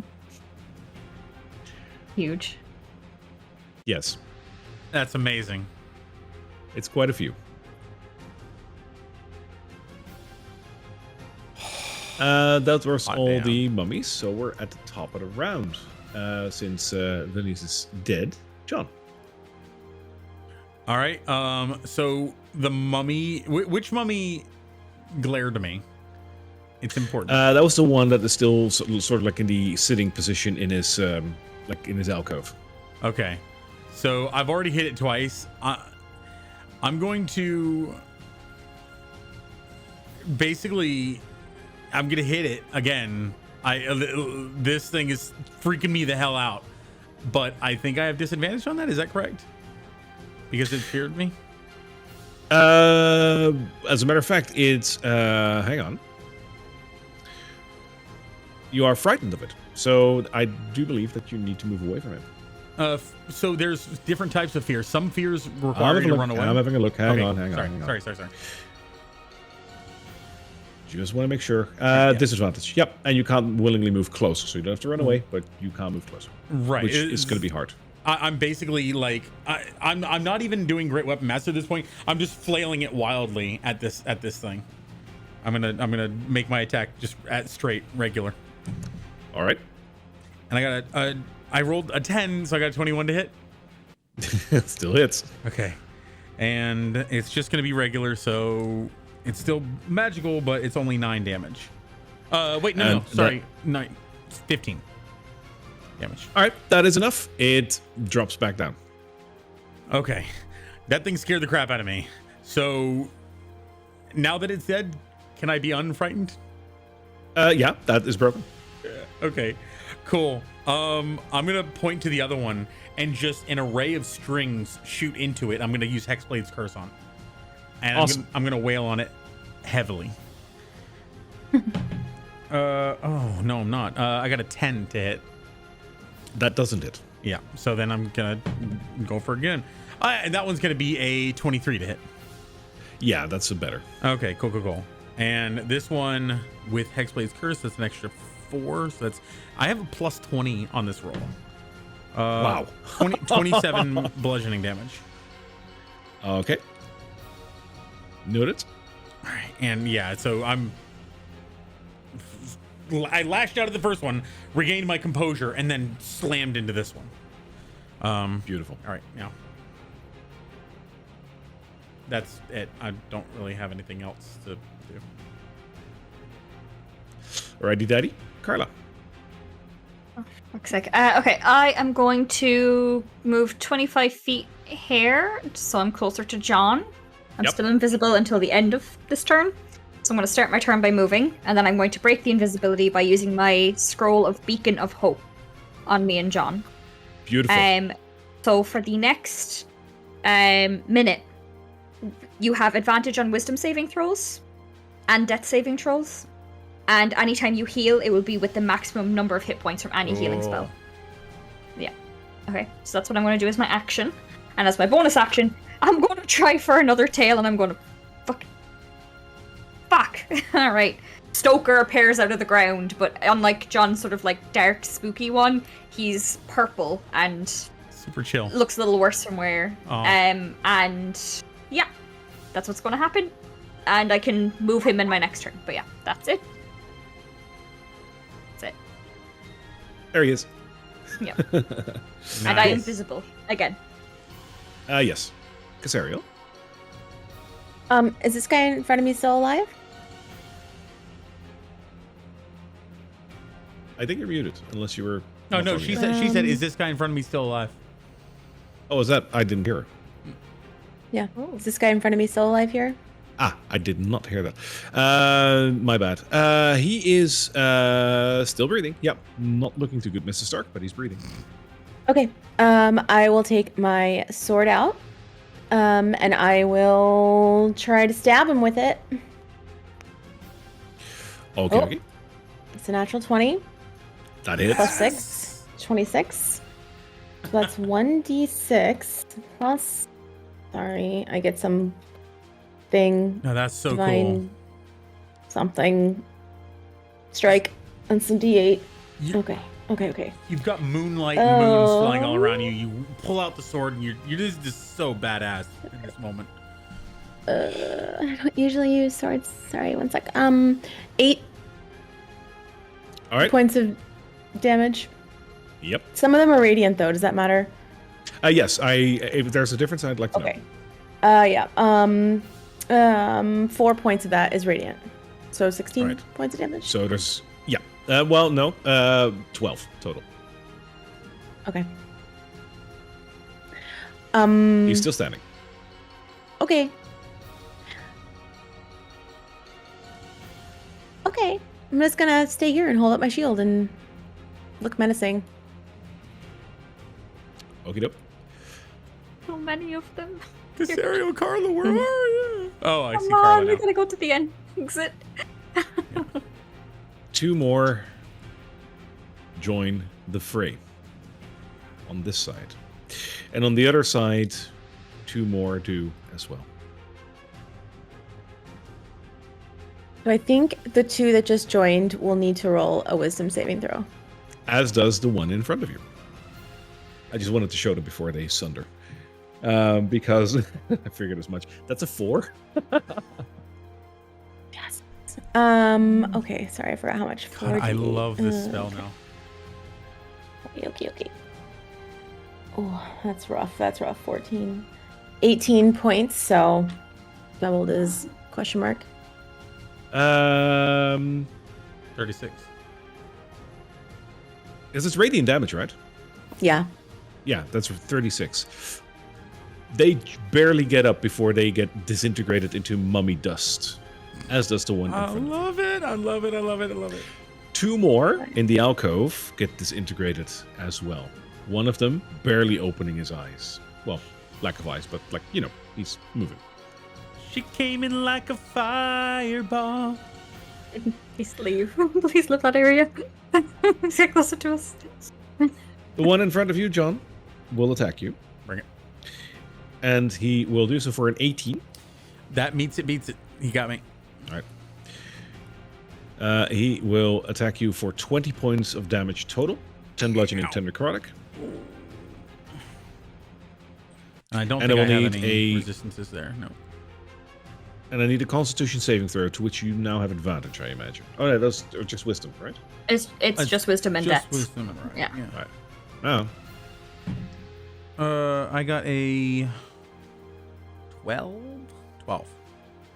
12 on Constitution? 12. I got a roll to 10, and I only got a 2 plus bonus.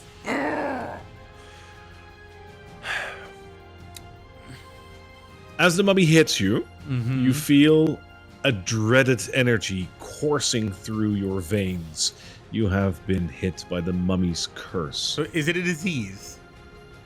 It is a curse. Damn. Ich bin cursed. Henceforth, you will not be able to regain hit points. Sounds about right. For every 24 hours that elapse from this day forward, you will lose 10 hit points until you die. We'll die If in you 5 die days. in this way, Uh-huh. you will become dust. I don't feel so good, Mr. Stark.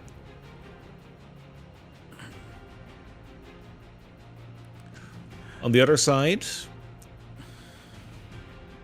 the mummy starts shuffling towards you.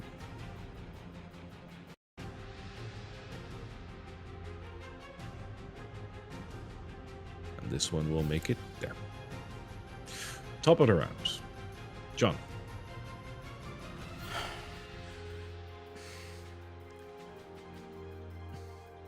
Guys, I'm going to make sure Vilnius is getting out. And I'm going to dash away. That'll Provoke an opportunity give him attack. a hit of... Yep. Okay. As I turn the corner, I'll see Carla and probably Vilnius being dead. That is a 15, so I think you're fine. Yeah, I'm fine. He just barely misses me. Yep. So, as I turn the corner, I see Carla, and I guess I see a dead Vilnius. And Yeah. I'll just say, Carla, we've got to go. And Yes. can I scoop her up and run with her? If she lets you. Absolutely. Absolutely. This man could throw me around if he wanted. 15. So I'm trying to dash, but I guess if I'm bringing her, can I still dash? You know what? Sure. Yay. Okay. Yeah, So- this is one of those moments where, like, every once in a while, as a human, you get those inhuman moments. This would be one of them, I imagine. All right, so I'm just gonna dash as far out into here as I can, which I think is about roundabout here. So, given my 60. Oh shit! Stop. There we go. Sorry, I'm not nervous. You're nervous. Shut up. What are you talking about? It won't let me click anything. There we go. Okay. All right. Do you see where Casariel went? I have no clue. I have no clue. I went through a portal, and then I was in a room, and then I got the gem, then I was out in another portal, and then I was running, and then Vilnius was dead, and now I'm here.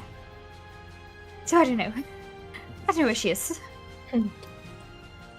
Carla, it's your turn. Unless you forfeited because you were taken away, but... I'll send Stoker over close to Casariel. I think he can make it like there. Yep. Yeah. And basically I think she's now within his range where if you have to do a wisdom, intelligence, or charisma roll, you can add an extra die, one of my bardic die, so that's going to be a d8 to the check. But Okay. before we get there, you will run past a mummy, and he will provoke an opportunity attack on the dog. The dog is just a ghost. It's like an effect. It's not. That's just the flavor text for the effect. He also I know, opportunity but he will attacked still against try me. and attack it. Well, he also Oh. opportunity attacked against me, I think. Yeah, he would have used his reaction. Oh, there. that's true. That's true. Yeah, not two in the same word. Yeah, okay. Sorry. Move No, on. it's all good. It's all good. This is a fun moment. Very tense. I don't feel so good, Carla. You don't look good. All right. Anything else, Carla? That's all I can do. Okay. That's all I'm Sorry. gonna do.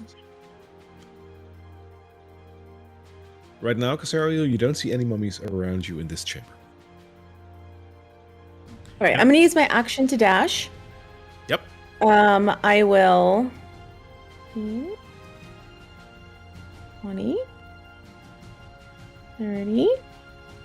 I'm gonna try to run by this mummy here, and I'll take the opportunity attack as I run by him. So this is 30 He so used his far. reaction already, didn't he? Oh, Yeah, he He can't did, do yes. opportunity attack. great! Yeah, so I'm gonna like do one of those like football moves where I just like, you know, Shoulder check. like spin around him. Yeah. Okay, so I'm 30 here. 45, 50, 55. Fuck. 60. Yeah. Oh, That's a run. All right. The effect that you have, does it apply at the start of your turn or at the start of their turn? Start of their turn. Awesome. Or if they move into my effect on their turn. No, of course. Those two are out of range. And I have something with the number 2 today. 2 plus 2 is 4. So roll me the damage. Oh, for this guy down here? For the mummies in your vicinity. Okay. Oh. Bad. 15, 21. Times 2 is 42.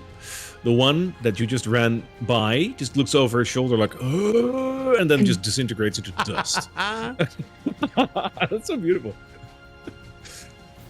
So I can't Two regain health points, of- right? Not at all. no. Okay. 2 of the mummies in the alcove disintegrate into dust as well before they could get up. A third one is severely hurt, but will try to get up.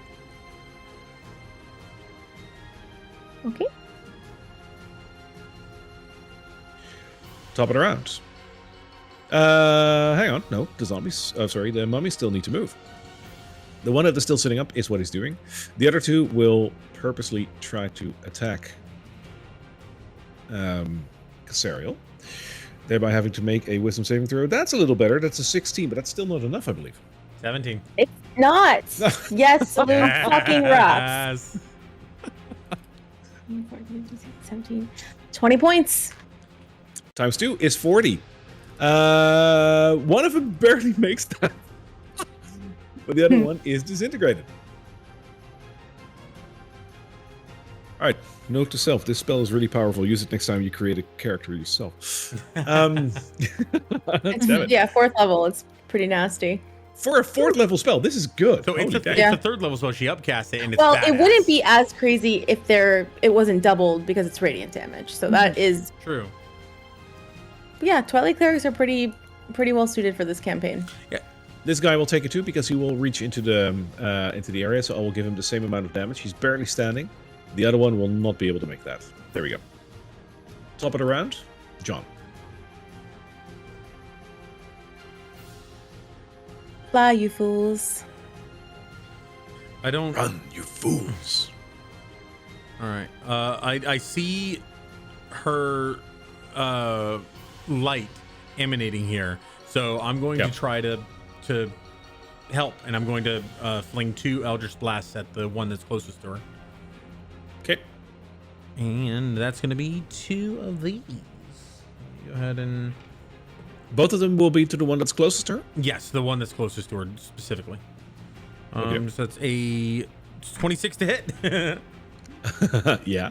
Alrighty, and that's going to be for 5 damage, force damage.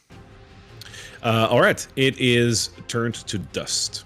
All right, and then the other one. So what's happening is basically these tendrils of strings are lashing out and trying to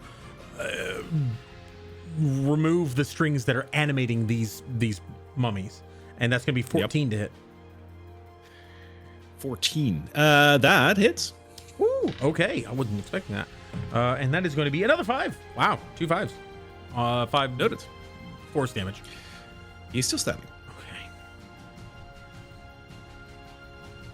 So the strings rip into its various limbs and pull out the strings that are animating the first one, and then the other one, a few of them come out, but it's still stumbling. Trying to make sense of that, but sure. So like imagine that these things are reanimated. So they're being pulled along less by their own muscles and more by some force.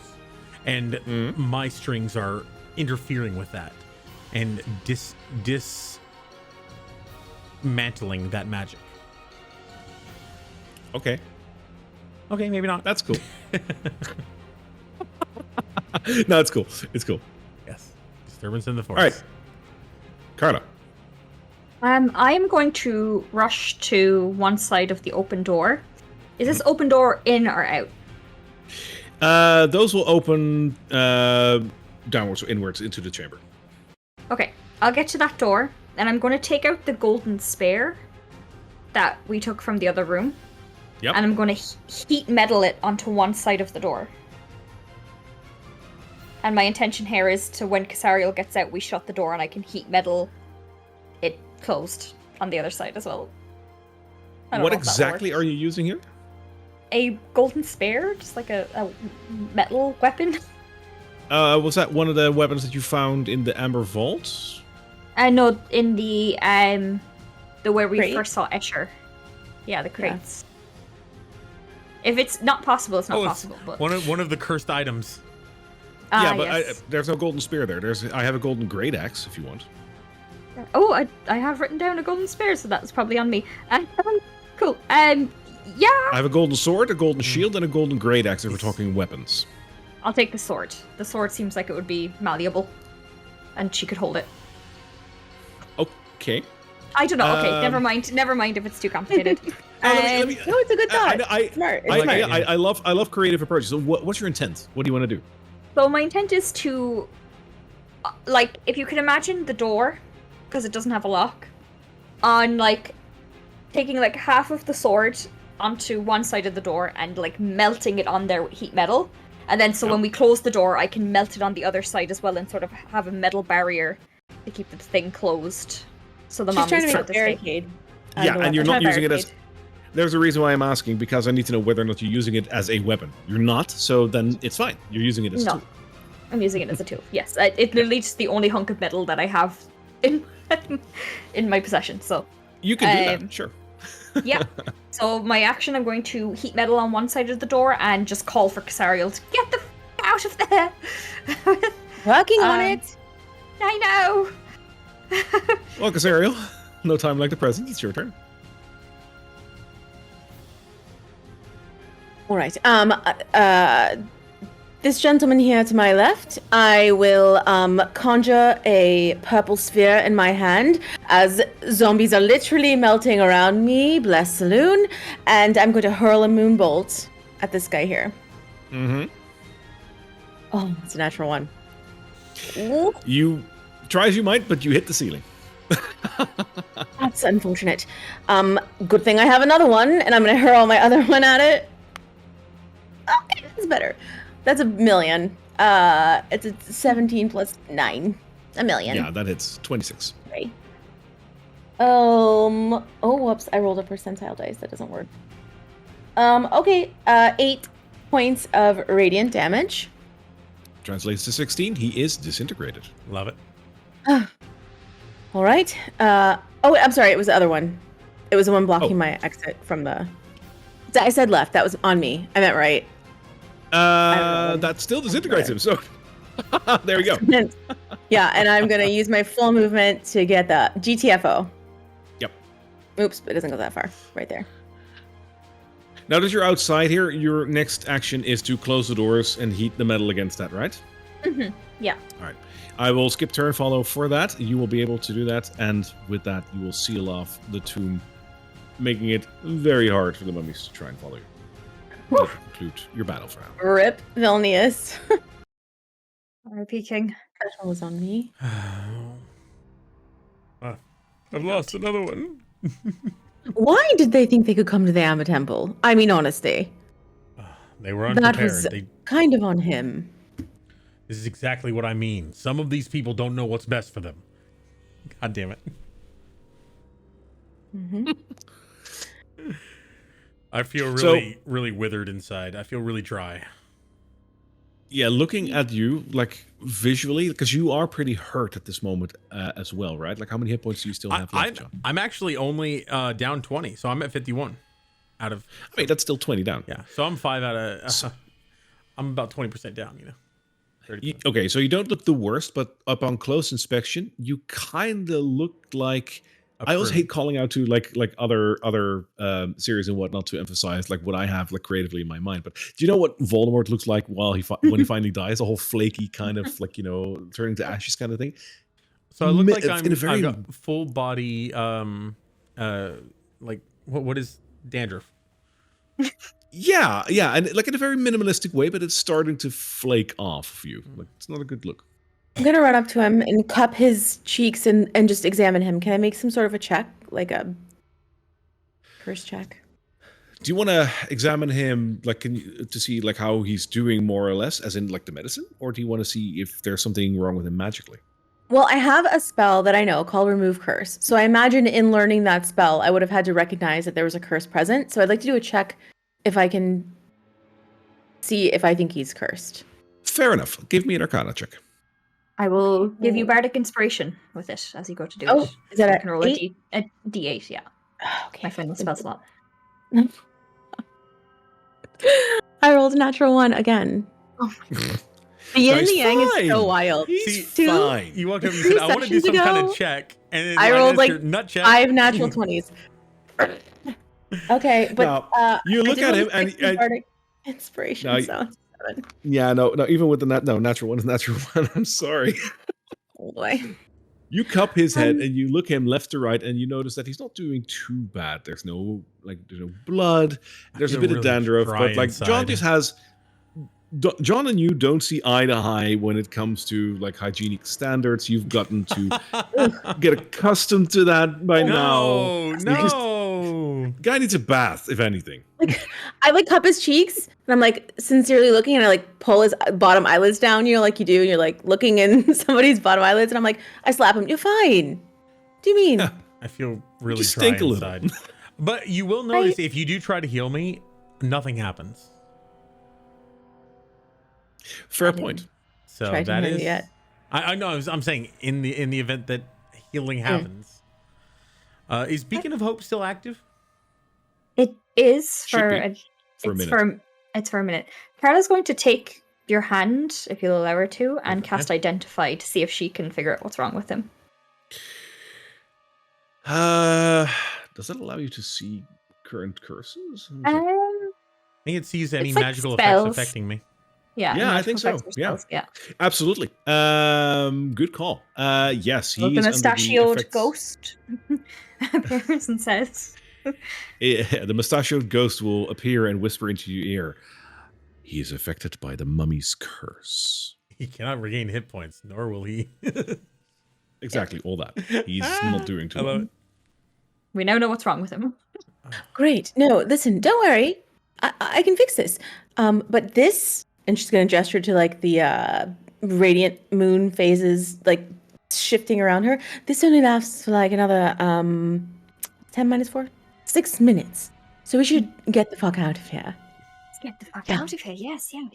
Okay. Okay. Did you All right. did you find what we were looking for? Are you both okay? Yes. Okay. You're the one who has the flaky skin. Okay. I do feel One of rather us is flaky. doing worse. All right, Okay. we're gonna rush up the stairs and. Bye, Horatio. Oh, don't talk to him. Don't talk to him. Shh. If he can't see us, we're good. All right. You rush up the stairs, and from there, hang on. You are very close to the entrance. I think let's leave the way we came in. Yeah, I think we should. Yeah. Absolutely. Oh, my bad.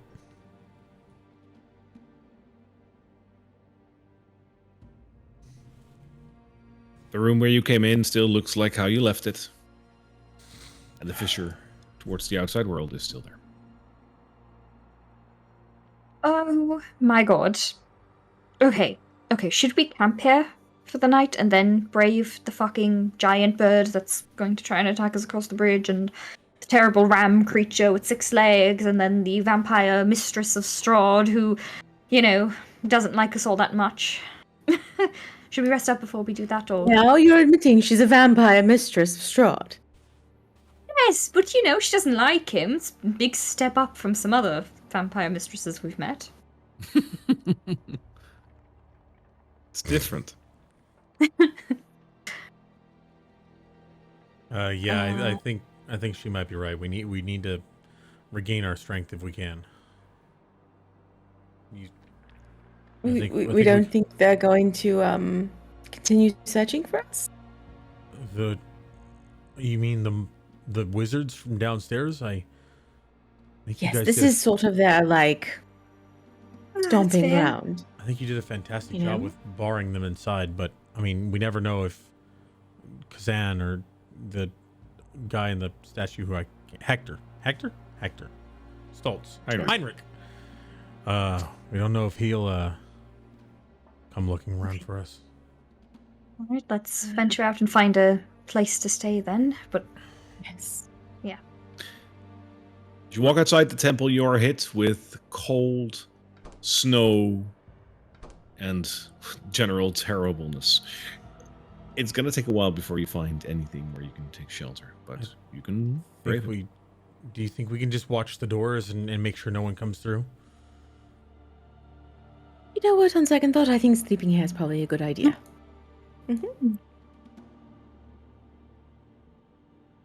Maybe some snow will be good for my complexion. I feel really flaky. I've got the hut, you know? Yeah. Not sure how many zombies there are downstairs, but usually they move slowly, so it's probably fine. You know what? We got a fuck ton of cursed weapons when we were down there. I'll just go bar the doors with those for a while. And Cursed Krella door will use up her. stops. Yeah. I love it. Krella will use her spell slots to heat metal, more of the cursed objects, and that is literally every single spell slot she has. Besides Don't first have level. You will have the golden, use the golden sword downstairs, so that will be the golden great axe that you had with you, and you had a golden yes. shield if you want to use that. That's what it's going to be. There you go. So many curses. So little time. John, help me move these beds against the doors. Of course. I honestly think that I can make a bet right here, right now, that this is the first group that uses cursed golden weapons from the Amber Temple to heat metal bar the doors around them before a long rest. I'm willing to bet money on that. I love it. Mm-hmm. I mean, unique experience only at the Gilded Flask. All right, comment below what are some interesting uses of heat metal that you guys have used in your adventures. Fair enough. You guys want to do a long rest here then? Yes, if we can. Yes. All right. With the tiny hut especially, you will totally be able to do a long rest over here. I will, however, I have to ask, imagine that you did a remove curse on John before you did the long rest? I did not, because I didn't have it prepared. Totally fine. And I think actually this is a good, you did identify, and John's like, What does that even mean? It's just so he'll just avoid healing over the course of this long rest. And Cool. So you everything can, else yeah, is you anything else that you did use up, so any slots, John, you will regain through your long rest, but yes, you will not heal. So I think I'm just gonna do a regular take long rest and then reset my points back to 51. That's the easiest, yeah. Cool. All right. But you guys drift off to slumber, knowing that you have plundered the Ember Temple to your heart's content, or did you? You now face the next part of your trial. What to do next? How to get back to the civilized world, and if and when you do, what are you going to do now that you have these items with you? I think that is for next week, because we're at the end of the session. Wow. Took a long time to get through. This is a big temple. Holy crap. Yes. Before you guys go, one more thing I wanted to share with you before we wrap up, and that is that the Amber Temple is a large dungeon, which you have braved so well. And because of that, there's only one thing I can really say, and that is congratulations. You guys level up. Let's fucking I go. love it. Oh, level 10. Much excited. That brings us to the double digits. You are level 10. Congratulations. Love it. Ooh. Beautiful. Oh. John, you I'm- will still remain at the hit points that you have right Yeah. now, but otherwise feel free to apply whatever you apply. Very nice. Do we already have in mind, like, do we want to say now, or do we want to open our next episode with what changes we made? We can think about that if you'd like. Yeah, next time, because I don't have any idea. Okay. Cool. Sure. Cool. All right. Next time on the Gilded Flash. Oh, God. That's going to be fun. Right, so next week, episode 39, where I imagine you guys are going to try to get back to the civilized world and see what lies in store for you over there. All right. Yeah, Thank that was you an all awesome so much. session. I really enjoyed that. Thank you all so much for watching and traversing this horrible dungeon with us. Thank you so much to our amazing DM for crafting all of this. Like the RP with Vilnius and Heinrich, the various terrifying sessions of take and give from our demon underlords and hiding from a Skeletor. Amazing. All amazing. Thank you so much. We'll make this together. It's an amazing story. All right, we'll see you guys next week. Bye, everybody. Bye. Bye-bye.